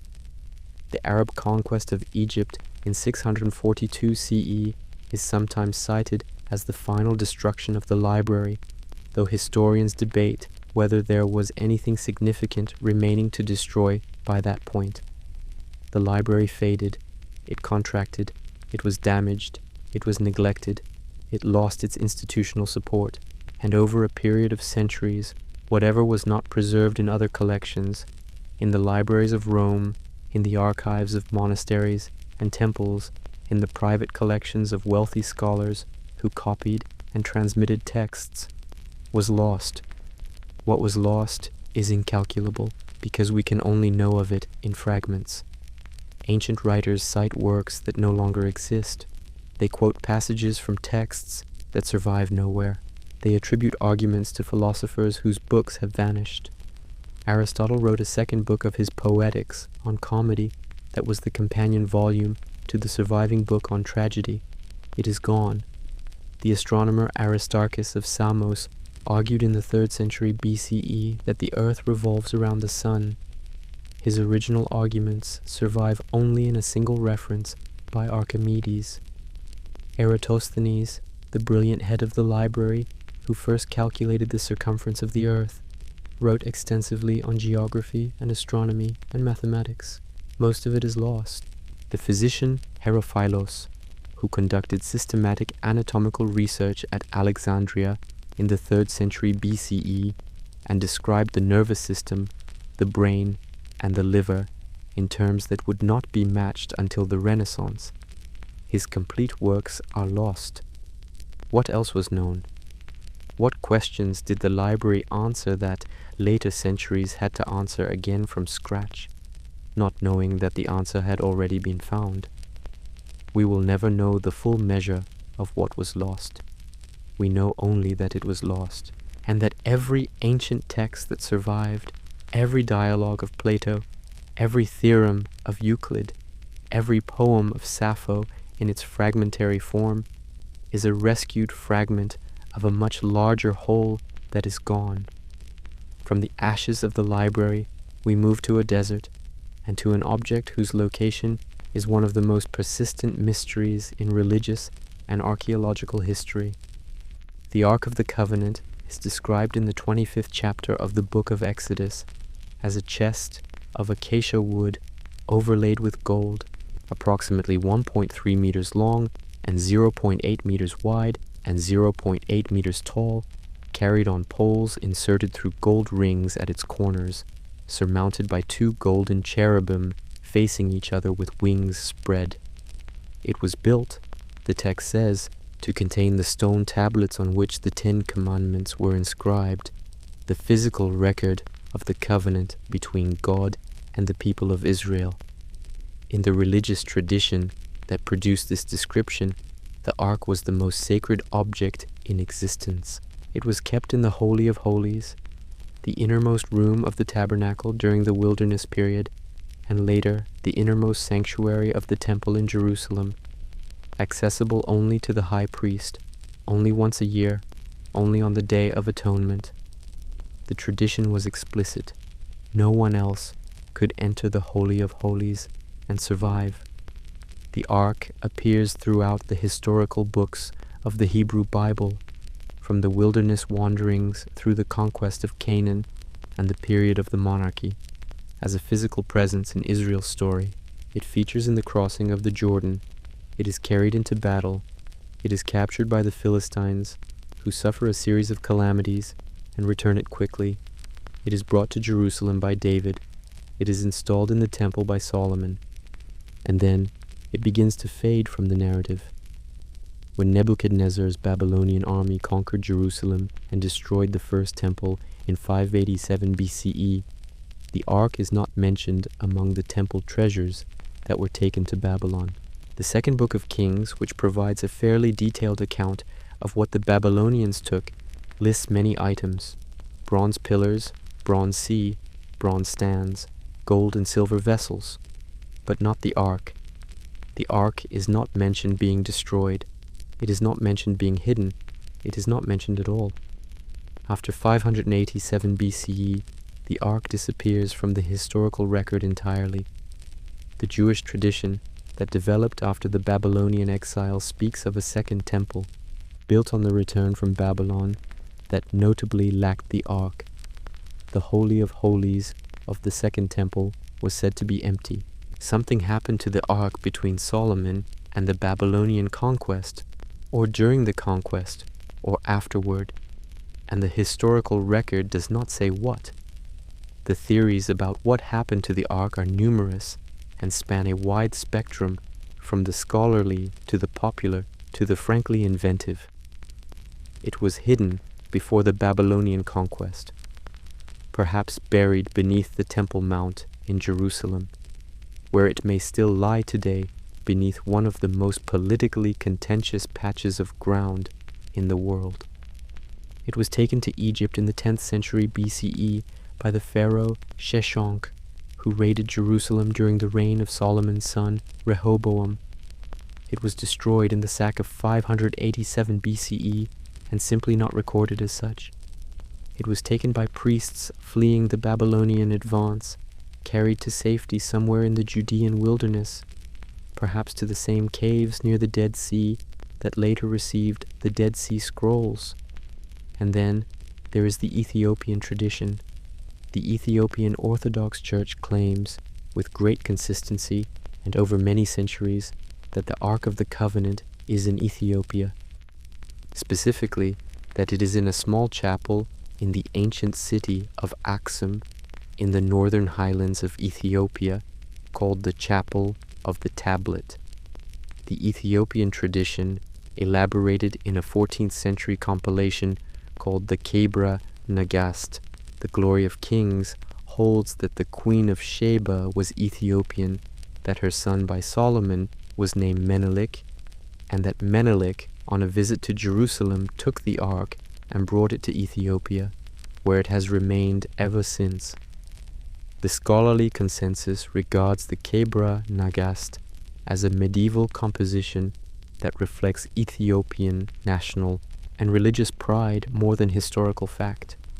The claim that the ark is in Axum is not supported by evidence outside the Ethiopian tradition, but the claim is not dismissed entirely. There is genuine historical evidence of a Jewish community in ancient Ethiopia. The Beta Israel, sometimes called the Falashas, are a Jewish population in Ethiopia whose presence in the highlands predates the Aksumite kingdom. There is evidence of connections between the ancient world of the Near East and the kingdom of Axum, and the Aksumite kingdom was by the 4th century CE a major Christian power whose church traditions incorporated elements of Jewish practice that are unusual in other Christian communities. Whether any of this makes the ark's presence in Axum plausible is a different question. The chapel of the tablet in Axum is guarded by a single monk, the guardian of the ark, who is the only person permitted to enter the chapel and see whatever is inside. The guardian is chosen for life. He does not leave the chapel precinct. He does not give interviews. He does not permit examination of the object he guards. When the previous guardian dies, the religious authorities in Axum appoint a new one. The current guardian, like all his predecessors, says the ark is there. He is the only living person who claims to have seen it. If it is there, it has been kept safe in that small room in the Ethiopian highlands for thousands of years, watched over by an unbroken succession of solitary guardians, seen by one person at a time. If it is not there, if the tradition is devotional rather than historical, then the most searched for sacred object in history is somewhere else, unknown, or destroyed, or dissolved by time into constituent materials that no longer carry any identifiable mark of what they once were. The sealed room in Axum remains sealed. The guardian keeps his watch. The question remains open. The Sumerian king list is one of the most remarkable documents to survive from the ancient world. Remarkable not for what it records, but for how it records it, and for the question it raises about what the Sumerians believed had preceded them.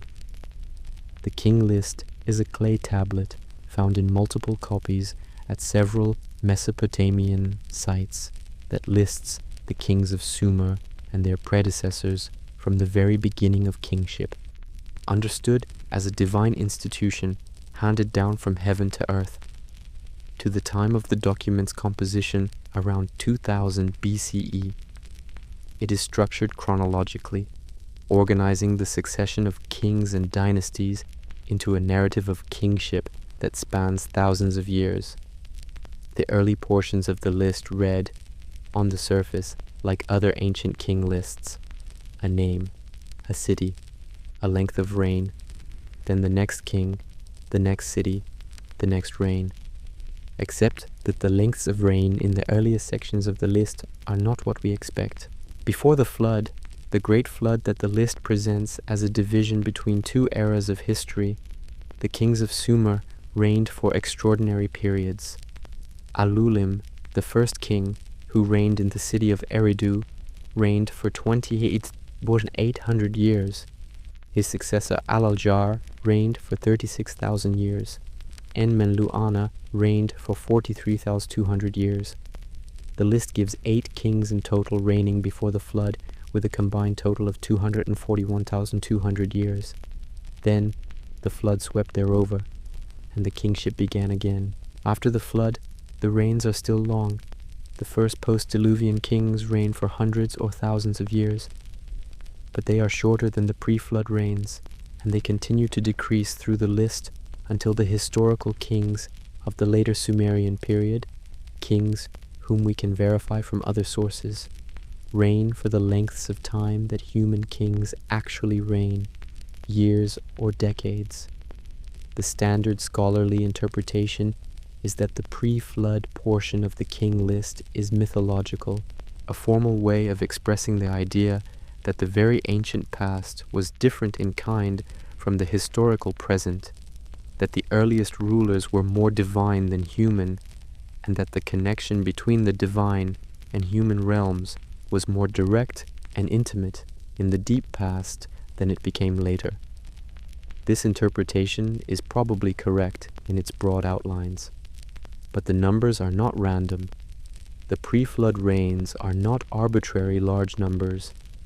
They are precise multiples of 3,600, which is the Sumerian unit called the shar, the square of 60, the largest named unit in the Sumerian counting system, associated with completeness and cosmic totality. The numbers are mathematically constructed from a specific base. They encode a system. Whether that system reflects a memory, however distorted, however transformed by millennia of retelling, of an actual ancient tradition about who ruled and for how long, or whether it is purely symbolic, a formal way of expressing the idea that the pre-flood period was cosmically complete in a way the post-flood period is not, is a question that cannot be answered with current evidence.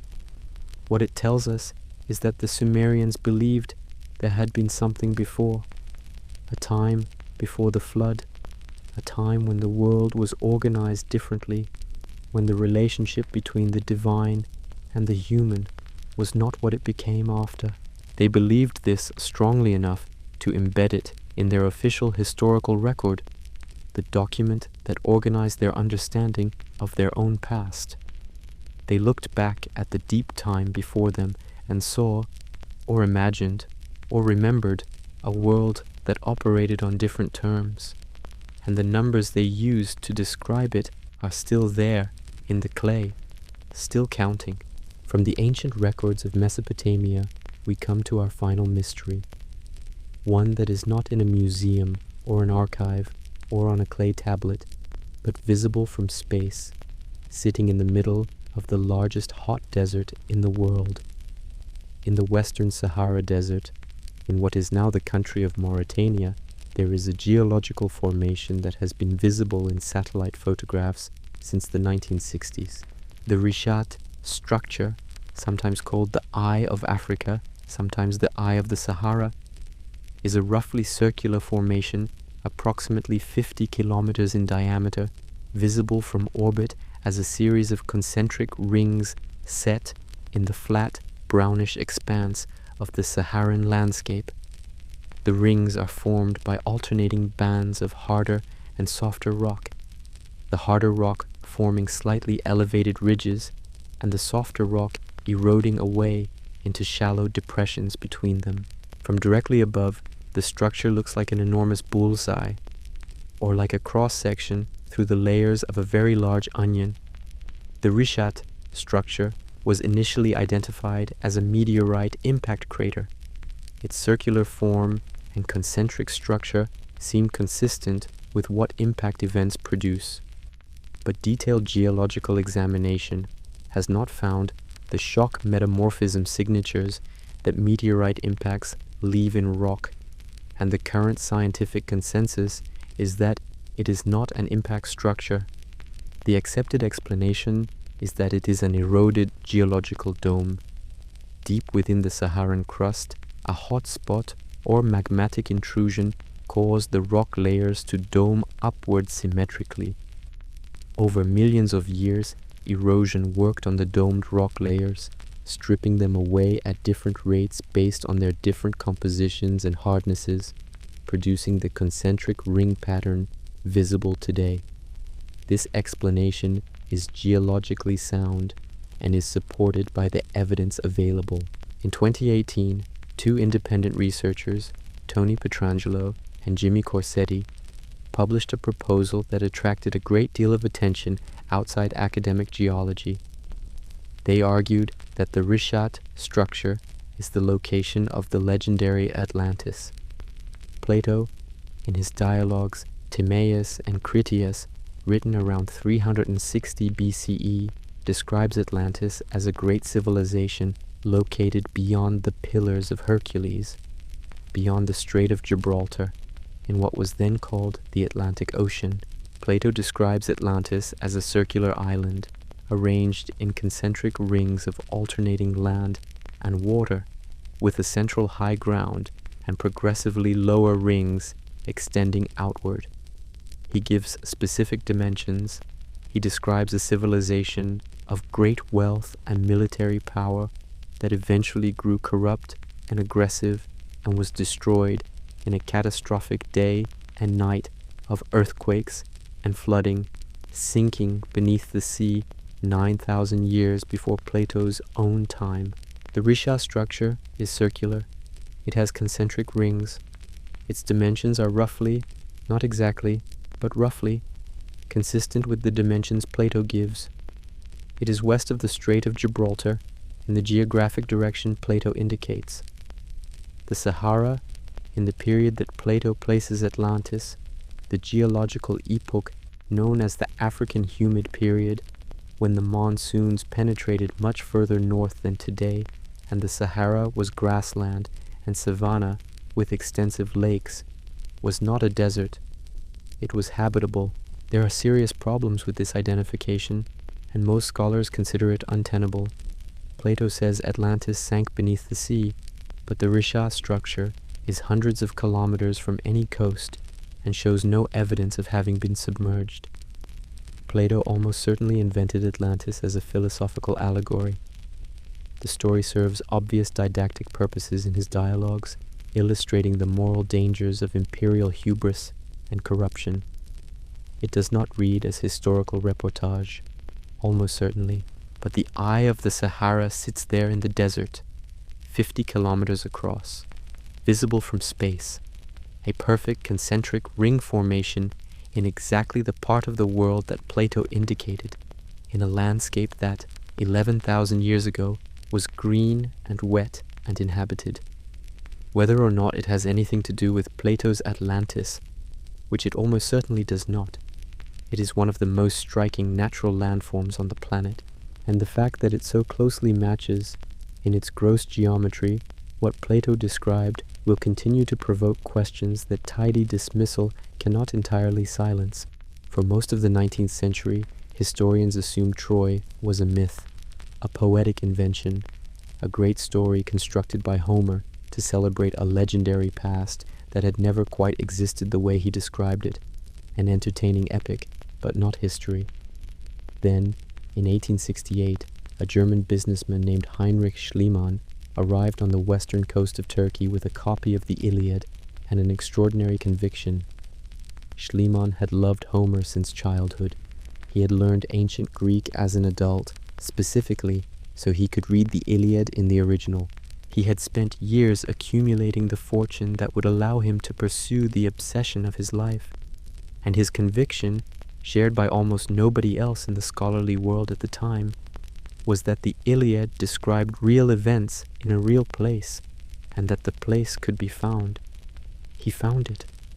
The mound of Hisarlik, on a promontory above the Aegean coast, where the Dardanelles strait begins, contained the remains of a city. Multiple cities, in fact, 9 successive settlements built on the same ground over a period of roughly 3,000 years, each built on the ruins of the one before it, accumulated into a mound that rose significantly above the surrounding plain. Schliemann excavated with enthusiasm that sometimes outpaced his method. He dug through several layers of Troy looking for the Homeric city and may have damaged evidence of the very period he was looking for in his haste to find it. The layer now identified by most scholars as the probable Homeric Troy is designated Troy 7a. It was a substantial city. The remains suggest a population of several thousand people, a citadel and a lower town, significant stone walls, evidence of dense habitation.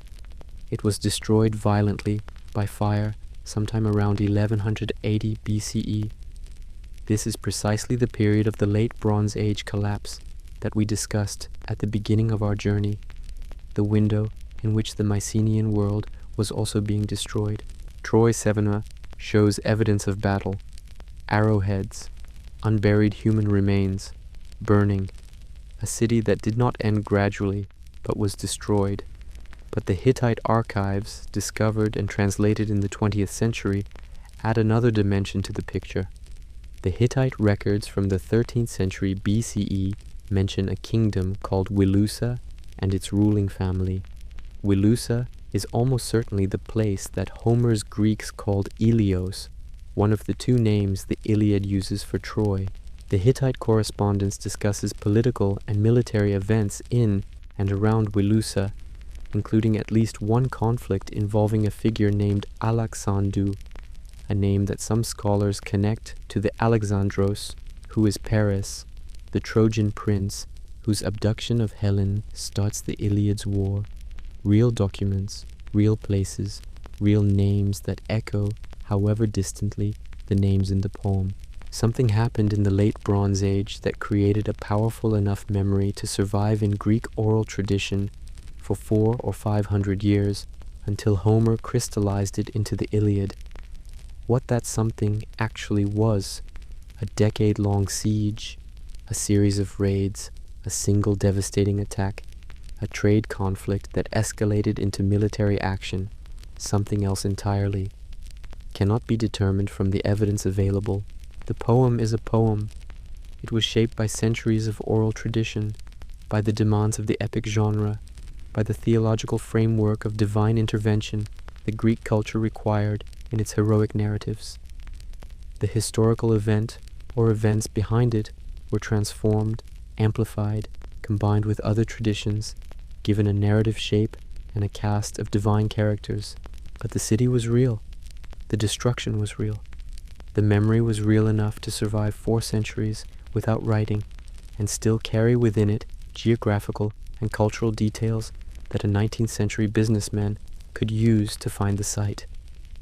What actually happened at Troy in the 12th century BCE between the Mycenaeans and the people of Wilusa in the context of a collapsing Bronze Age world, we will likely never know in full. The poem exists, the ruins exist. The truth of what happened sits in the gap between them, and that gap is 3,000 years wide.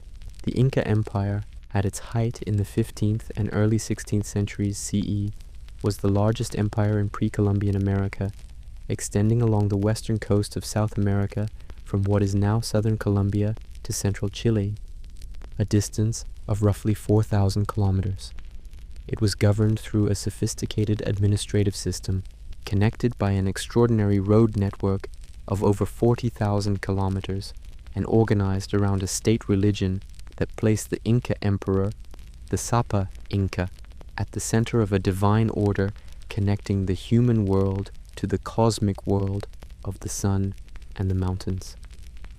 The mountains were sacred in Inca religion in a way that went beyond metaphor. The great peaks of the Andes were understood to be powerful divine beings, apus, who governed the weather, the water, the health of the people and animals and crops in their territories. The high mountains were places where the human world and the divine world were closest, where communication between them was most direct, where offerings made to the mountain gods were most likely to be received. Capacocha was the most serious form of offering the Inca state could make to the mountain Apus. It involved, in its most elaborate form, the sacrifice of children who had been selected from the populations of the empire for their physical perfection, their beauty, their health, their freedom from any blemish or defect. These children were brought to Cusco, the Inca capital, where they were presented to the Sapa Inca and incorporated into a formal ceremony at the imperial court. They were then sent, with elaborate ritual preparation and a retinue of attendants, to the sacred mountains designated for their sacrifice, where they were interred alive or killed and buried at the summit. The archaeological evidence for Capacocha is extensive and in some cases extraordinarily well preserved. The high-altitude sites where the children were buried are among the coldest and most inhospitable places in the Andes, some of them above 6,000 meters, where the extreme cold and aridity prevent the decay that would destroy organic material at lower altitudes. Several of these sacrificial burials have been found by archaeologists in states of remarkable preservation. The maiden of Lulailako, whom we have already met, is the best known and best studied of these. But she was not alone. The two younger children found with her, a girl of about 4 or 5, and a boy of about 4 or 5, both of whose identities and circumstances are less well understood than the maiden's, were also buried on that summit. The girl, sometimes called the Lightning Girl, because her body was partially burned by a lightning strike at some point after her burial, was found in a posture suggesting she had been alive when placed in her burial position and may have struggled as the cold took her. Her posture was less composed than the maiden's, her clothing less orderly. This detail, if correctly interpreted, complicates the picture of peaceful ritual sacrifice that the maiden's calm face suggests. The children of Capacocha were, in Inca religious understanding, elevated by their sacrifice. They became divine. They joined the mountain gods. Their families received status and privileges in exchange for their contribution to the imperial religious apparatus. In some accounts, the children themselves were told they were being honored, that they were special, that they were going somewhere magnificent. Whether any of this constitutes consent, genuine, informed, voluntary consent, by the standards of any ethical framework we might apply, is a question that the Inca sources do not address in those terms, and that we cannot resolve for people who lived in a completely different moral and cosmological world. What the archaeology shows us is this: children were taken from their communities, prepared with great care and ceremony, fed and dressed and treated with the attention appropriate to divine beings, brought to the highest places in the world, and left there. For some of them, the cold came quickly and gently. For others, perhaps, it did not. The mountains where they were buried are still there. The summits are still accessible. The cold is still absolute. And in the thin air above the snow line, the presence of those carefully placed burials, found by archaeologists, studied by scientists, displayed in museums and visited by thousands of tourists, continues to pose questions that no amount of chemical analysis of hair samples can fully answer. Let us return, one final time, to Mesopotamia, to the clay tablets and the patient scribes and the world that gave us writing and mathematics, and the first cities and the oldest stories. The flood is everywhere in Mesopotamian literature. The Epic of Gilgamesh, the oldest complete narrative text we possess, contains an extended flood episode in which the hero Utnapishtim survives the destruction of the world by water, by building a great boat on the instruction of a god, loading it with the seed of all living things, and riding out the storm that kills everyone else. When the waters recede, Utnapishtim releases birds to find land, and the parallels with the later biblical account of Noah are so close that the connection between the two traditions is not seriously disputed. But the flood in Mesopotamian literature is not only a narrative event, it is also a historical marker, a before and after that structures the entire Sumerian understanding of their own past. The Sumerian king list, as we have discussed, divides history into two eras separated by the flood. Before the flood, a time of divine kingship, extraordinary duration, cosmic completeness. After the flood, a recognizable world, imperfect, mortal, ordinary. This structure raises a question that is genuinely interesting, regardless of whether the flood ever happened as a literal event. What memory does it encode? Every culture with a connection to the ancient Near East preserves a flood tradition. The Babylonians had Atrahasis, the survivor who builds a boat. The Sumerians had Ziusudra. The Hebrews had Noah. The Greeks had Deucalion, who survives a flood sent by Zeus, by building a chest that floats. Flood traditions appear in Hindu mythology, in Australian Aboriginal traditions, in the traditions of indigenous peoples of the Americas. Some of this convergence reflects shared literary tradition. The Babylonian flood story was certainly transmitted to neighboring cultures and influenced later traditions, including Genesis. Some of it may reflect genuine, widespread ancient memories of catastrophic flooding events. The Black Sea flood, or the widespread coastal flooding as sea levels rose dramatically after the end of the last ice age, between approximately 15,000 and 7,000 years ago. When the sea level rises by 120 meters over several thousand years, as it did in that period, a great deal of previously inhabited coastline disappears forever beneath the ocean. The people who lived on that coastline and the descendants who carried the memory of what was lost may have transmitted those memories across generations in the form of flood stories. Whatever the flood memory encodes, geological event, mythological theology, historical catastrophe at a scale we can barely imagine, the Sumerians built it into the foundation of how they understood their own past. The time before the flood was a different kind of time, a time when things worked differently, when the divine was closer.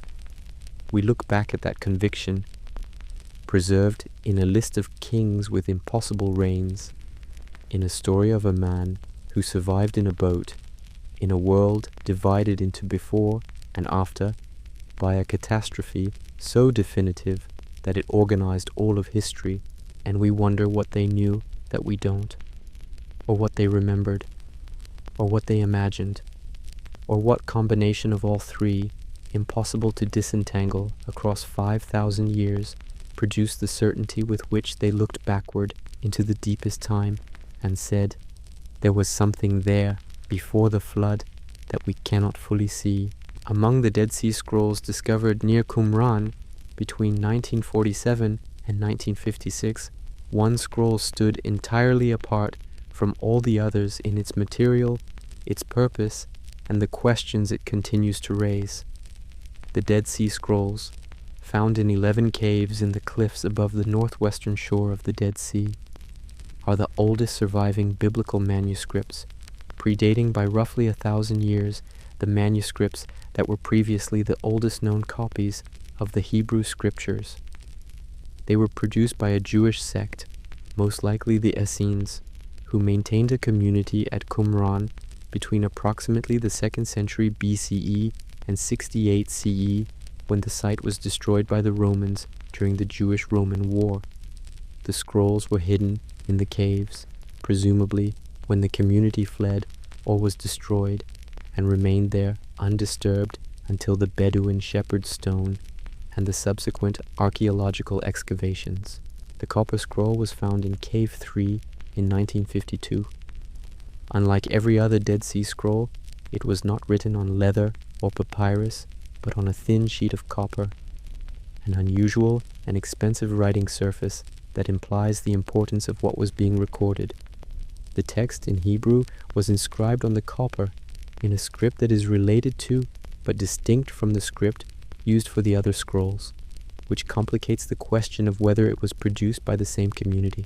When the scroll was finally unrolled and translated, the copper had oxidized and become brittle, requiring it to be cut into strips for unrolling.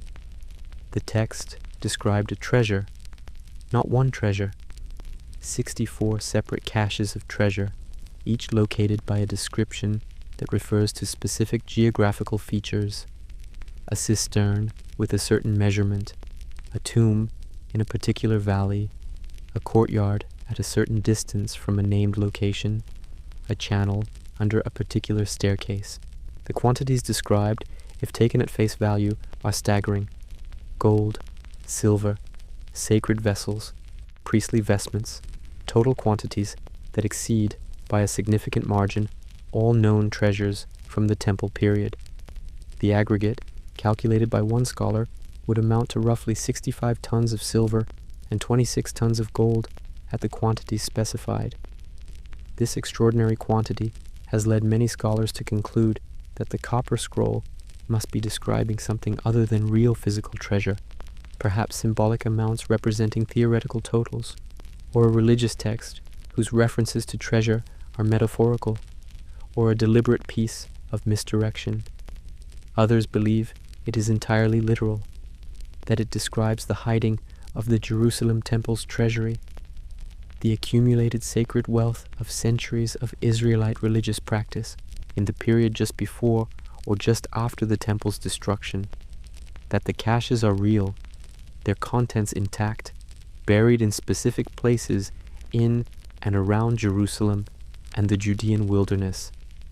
Expeditions to find the caches described in the copper scroll have been mounted since the scroll was first published.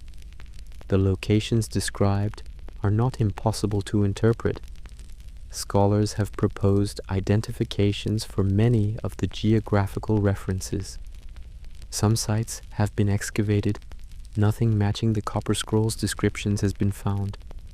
The problem is that the geographical references, while specific in the text, depend on knowing the layout and names of features that existed 2,000 years ago in a landscape that has changed substantially.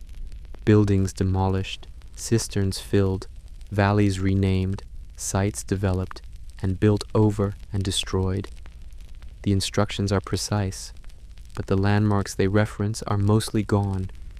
64 caches, each one specifically located, none confirmed, none found.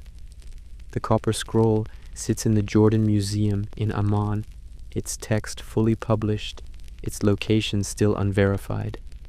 Somewhere, in the soil around Jerusalem, in the limestone caves of the Judean wilderness, perhaps under the current streets of the old city, the treasure may be there, or it may never have existed as described, or it may have been found long ago by someone who did not advertise the finding. The scroll says nothing further. Alexander the Great died in Babylon in June of 323 BCE. He was 32 years old. In 13 years of continuous campaigning, he had conquered an empire stretching from Greece and Egypt in the west to the borders of India in the east, roughly 2 million square miles, encompassing a significant fraction of the known world. He had never lost a battle. He had crossed the Hindu Kush in winter, sailed down the Indus, survived wounds that would have killed most men. He was, by any military standard, the most successful conqueror in human history. And then he fell ill after a drinking party in Babylon and died within 12 days. The ancient sources, written decades to centuries after his death, and shaped by the interests of the successors who divided his empire, describe a fever that came on suddenly, weakness that progressed to complete prostration, loss of the ability to speak, and finally death. The accounts differ in details. Some describe a more rapid course. Some describe specific symptoms more vividly than others. What killed him? Medical historians have proposed an extraordinary range of diagnoses. Typhoid fever complicated by other infections. This remains the most widely accepted hypothesis among those who have examined the ancient clinical descriptions most carefully. The symptoms are broadly consistent with a severe typhoid case, and typhoid was common in the ancient world and known to kill young adults with alarming swiftness when it presented in severe form. Poisoning, a theory that was widespread in antiquity and has never entirely gone away. The prime suspect in the ancient gossip was the faction around Antipater, the regent of Macedonia, whose son Cassander was present in Babylon around the time of Alexander's death. The alleged poison in the ancient tradition was water drawn from the Styx, the river of the underworld, a detail that is so mythologically convenient that it suggests the story grew in the telling. Excessive alcohol intake complicated by acute illness. Alexander drank heavily throughout his life, and the weeks before his final illness involved prolonged, heavy drinking. Acute pancreatitis from chronic alcoholism can produce a sudden, severe illness with symptoms that overlap with the ancient descriptions. And then there is a recent and more disturbing theory. In 2019, the historian Catherine Hall published a paper proposing that Alexander may not have been dead when he was placed in his coffin. The specific evidence she cited was a detail preserved in several ancient sources, that Alexander's body, after his death, did not begin to decompose for 6 days. In the chaos and grief following his death, his body was apparently left unattended for this period, and when attendants eventually came to prepare it for burial, it showed no signs of putrefaction. This detail has usually been explained as religious, a sign of divine favor, evidence that Alexander was truly a god. But Hall proposed a medical explanation, the symptoms described in some ancient accounts of Alexander's final illness, particularly a gradually ascending weakness and paralysis, are consistent with Guillain-Barré syndrome, an autoimmune neurological condition in which the immune system attacks the peripheral nervous system, causing a progressive paralysis that can spread upward from the feet toward the torso and respiratory system. In severe cases of Guillain-Barré, the patient may reach a state in which they have no detectable pulse, are not visibly breathing, and appear to all observable criteria to be dead, while remaining conscious inside a completely paralyzed body. Ancient medicine had no means of reliably distinguishing this state from death. If Hall's hypothesis is correct, Alexander may have been conscious when placed in his coffin. The hypothesis cannot be proven or disproven from the available evidence.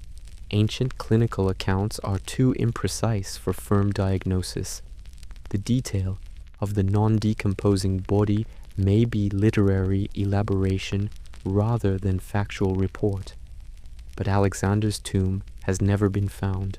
He was buried in Alexandria, the Egyptian city he founded, in a magnificent tomb that was one of the great tourist attractions of the ancient world.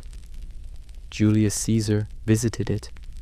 Augustus reportedly visited it and accidentally broke off the mummy's nose. Various other figures of the Roman era mention it. Then, at some point in the late Roman period, the tomb was lost. The city of Alexandria was built over repeatedly, the ancient layers now lying beneath the modern city. The tomb's location has not been identified. The greatest conqueror of the ancient world, who died at 32 under circumstances that remain medically uncertain, is buried somewhere under the streets of a modern Egyptian city. His tomb has not been found. We return, at the end, to Göbekli Tepe, the site in southeastern Turkey that we visited early in our journey, because there is more to say about it than we said then, and because it raises questions that sit at the very foundation of everything else we have discussed tonight. Göbekli Tepe was built 11,600 years ago.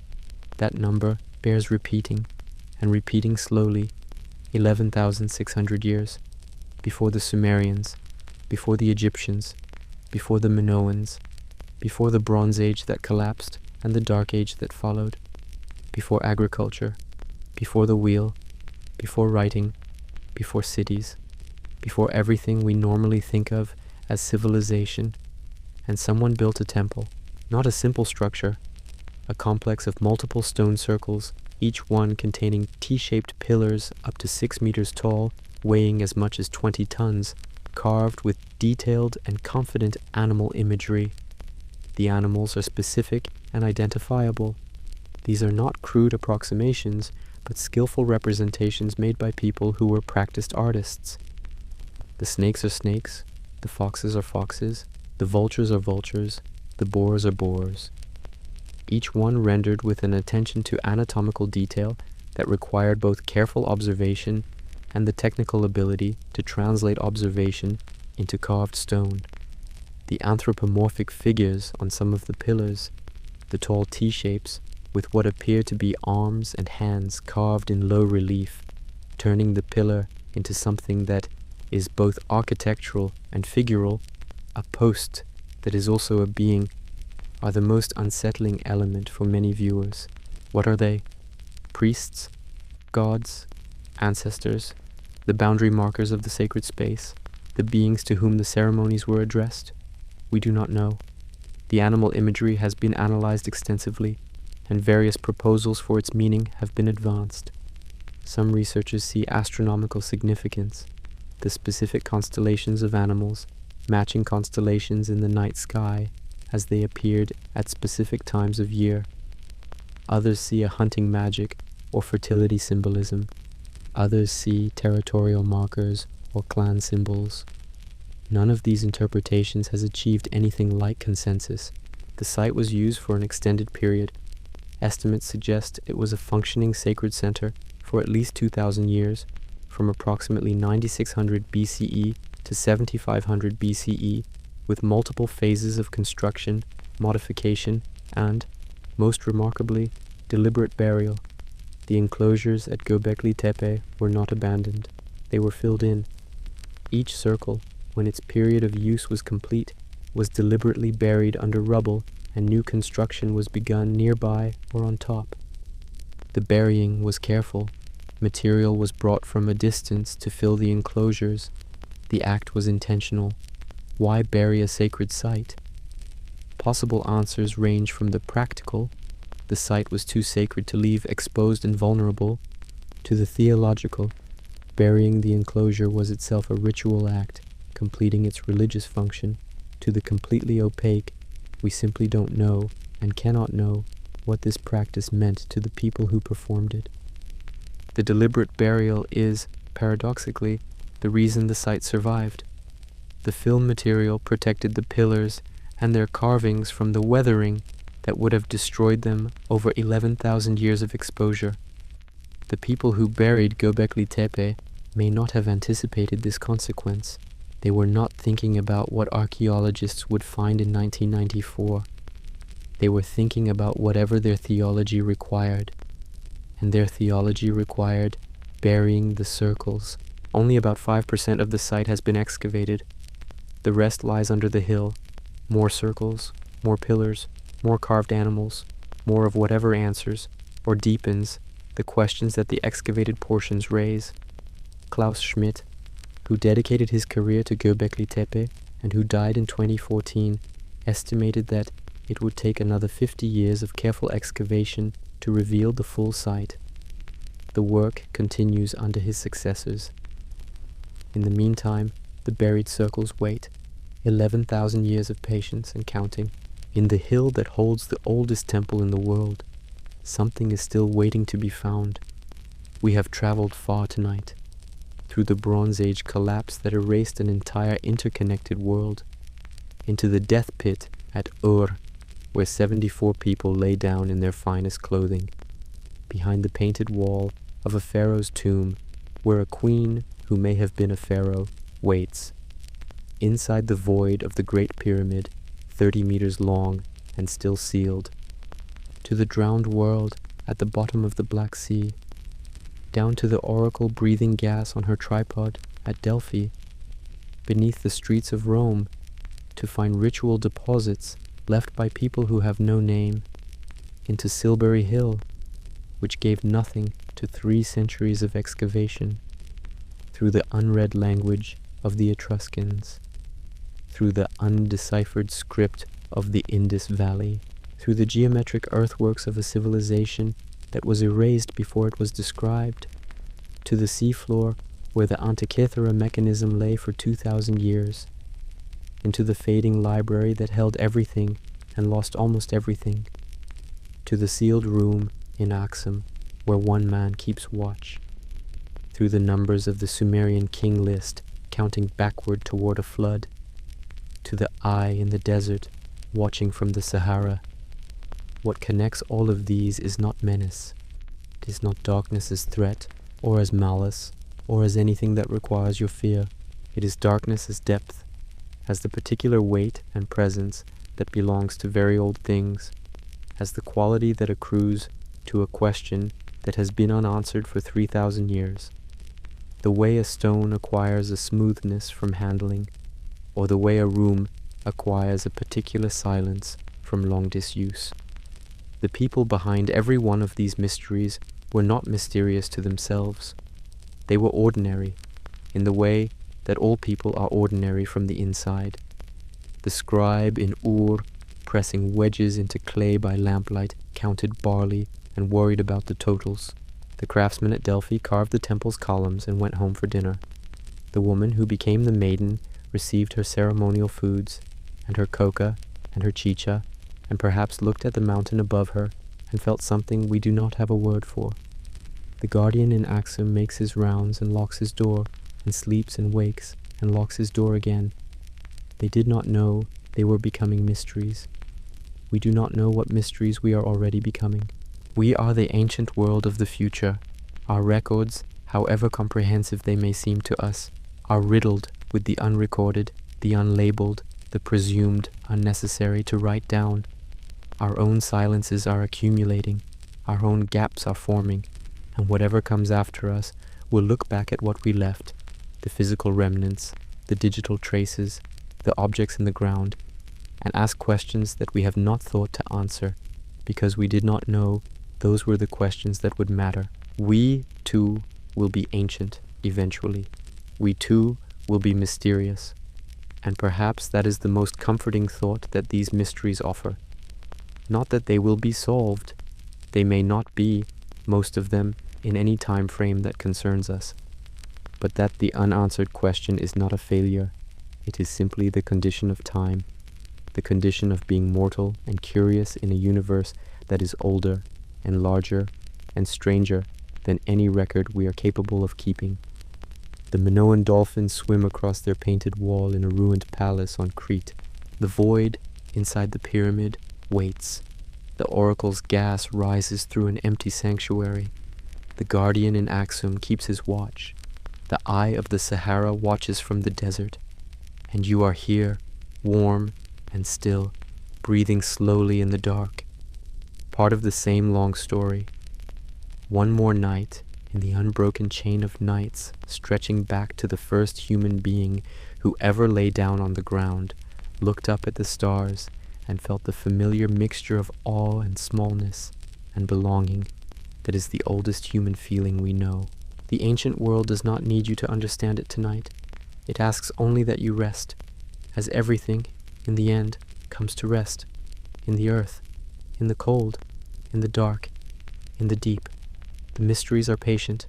They have always been patient. The night is patient. You can be patient too. Let your eyes close. Let your breathing slow. Let the ancient dark receive you. It has held everything that has ever existed. It will hold you too, very gently, for the few hours until morning.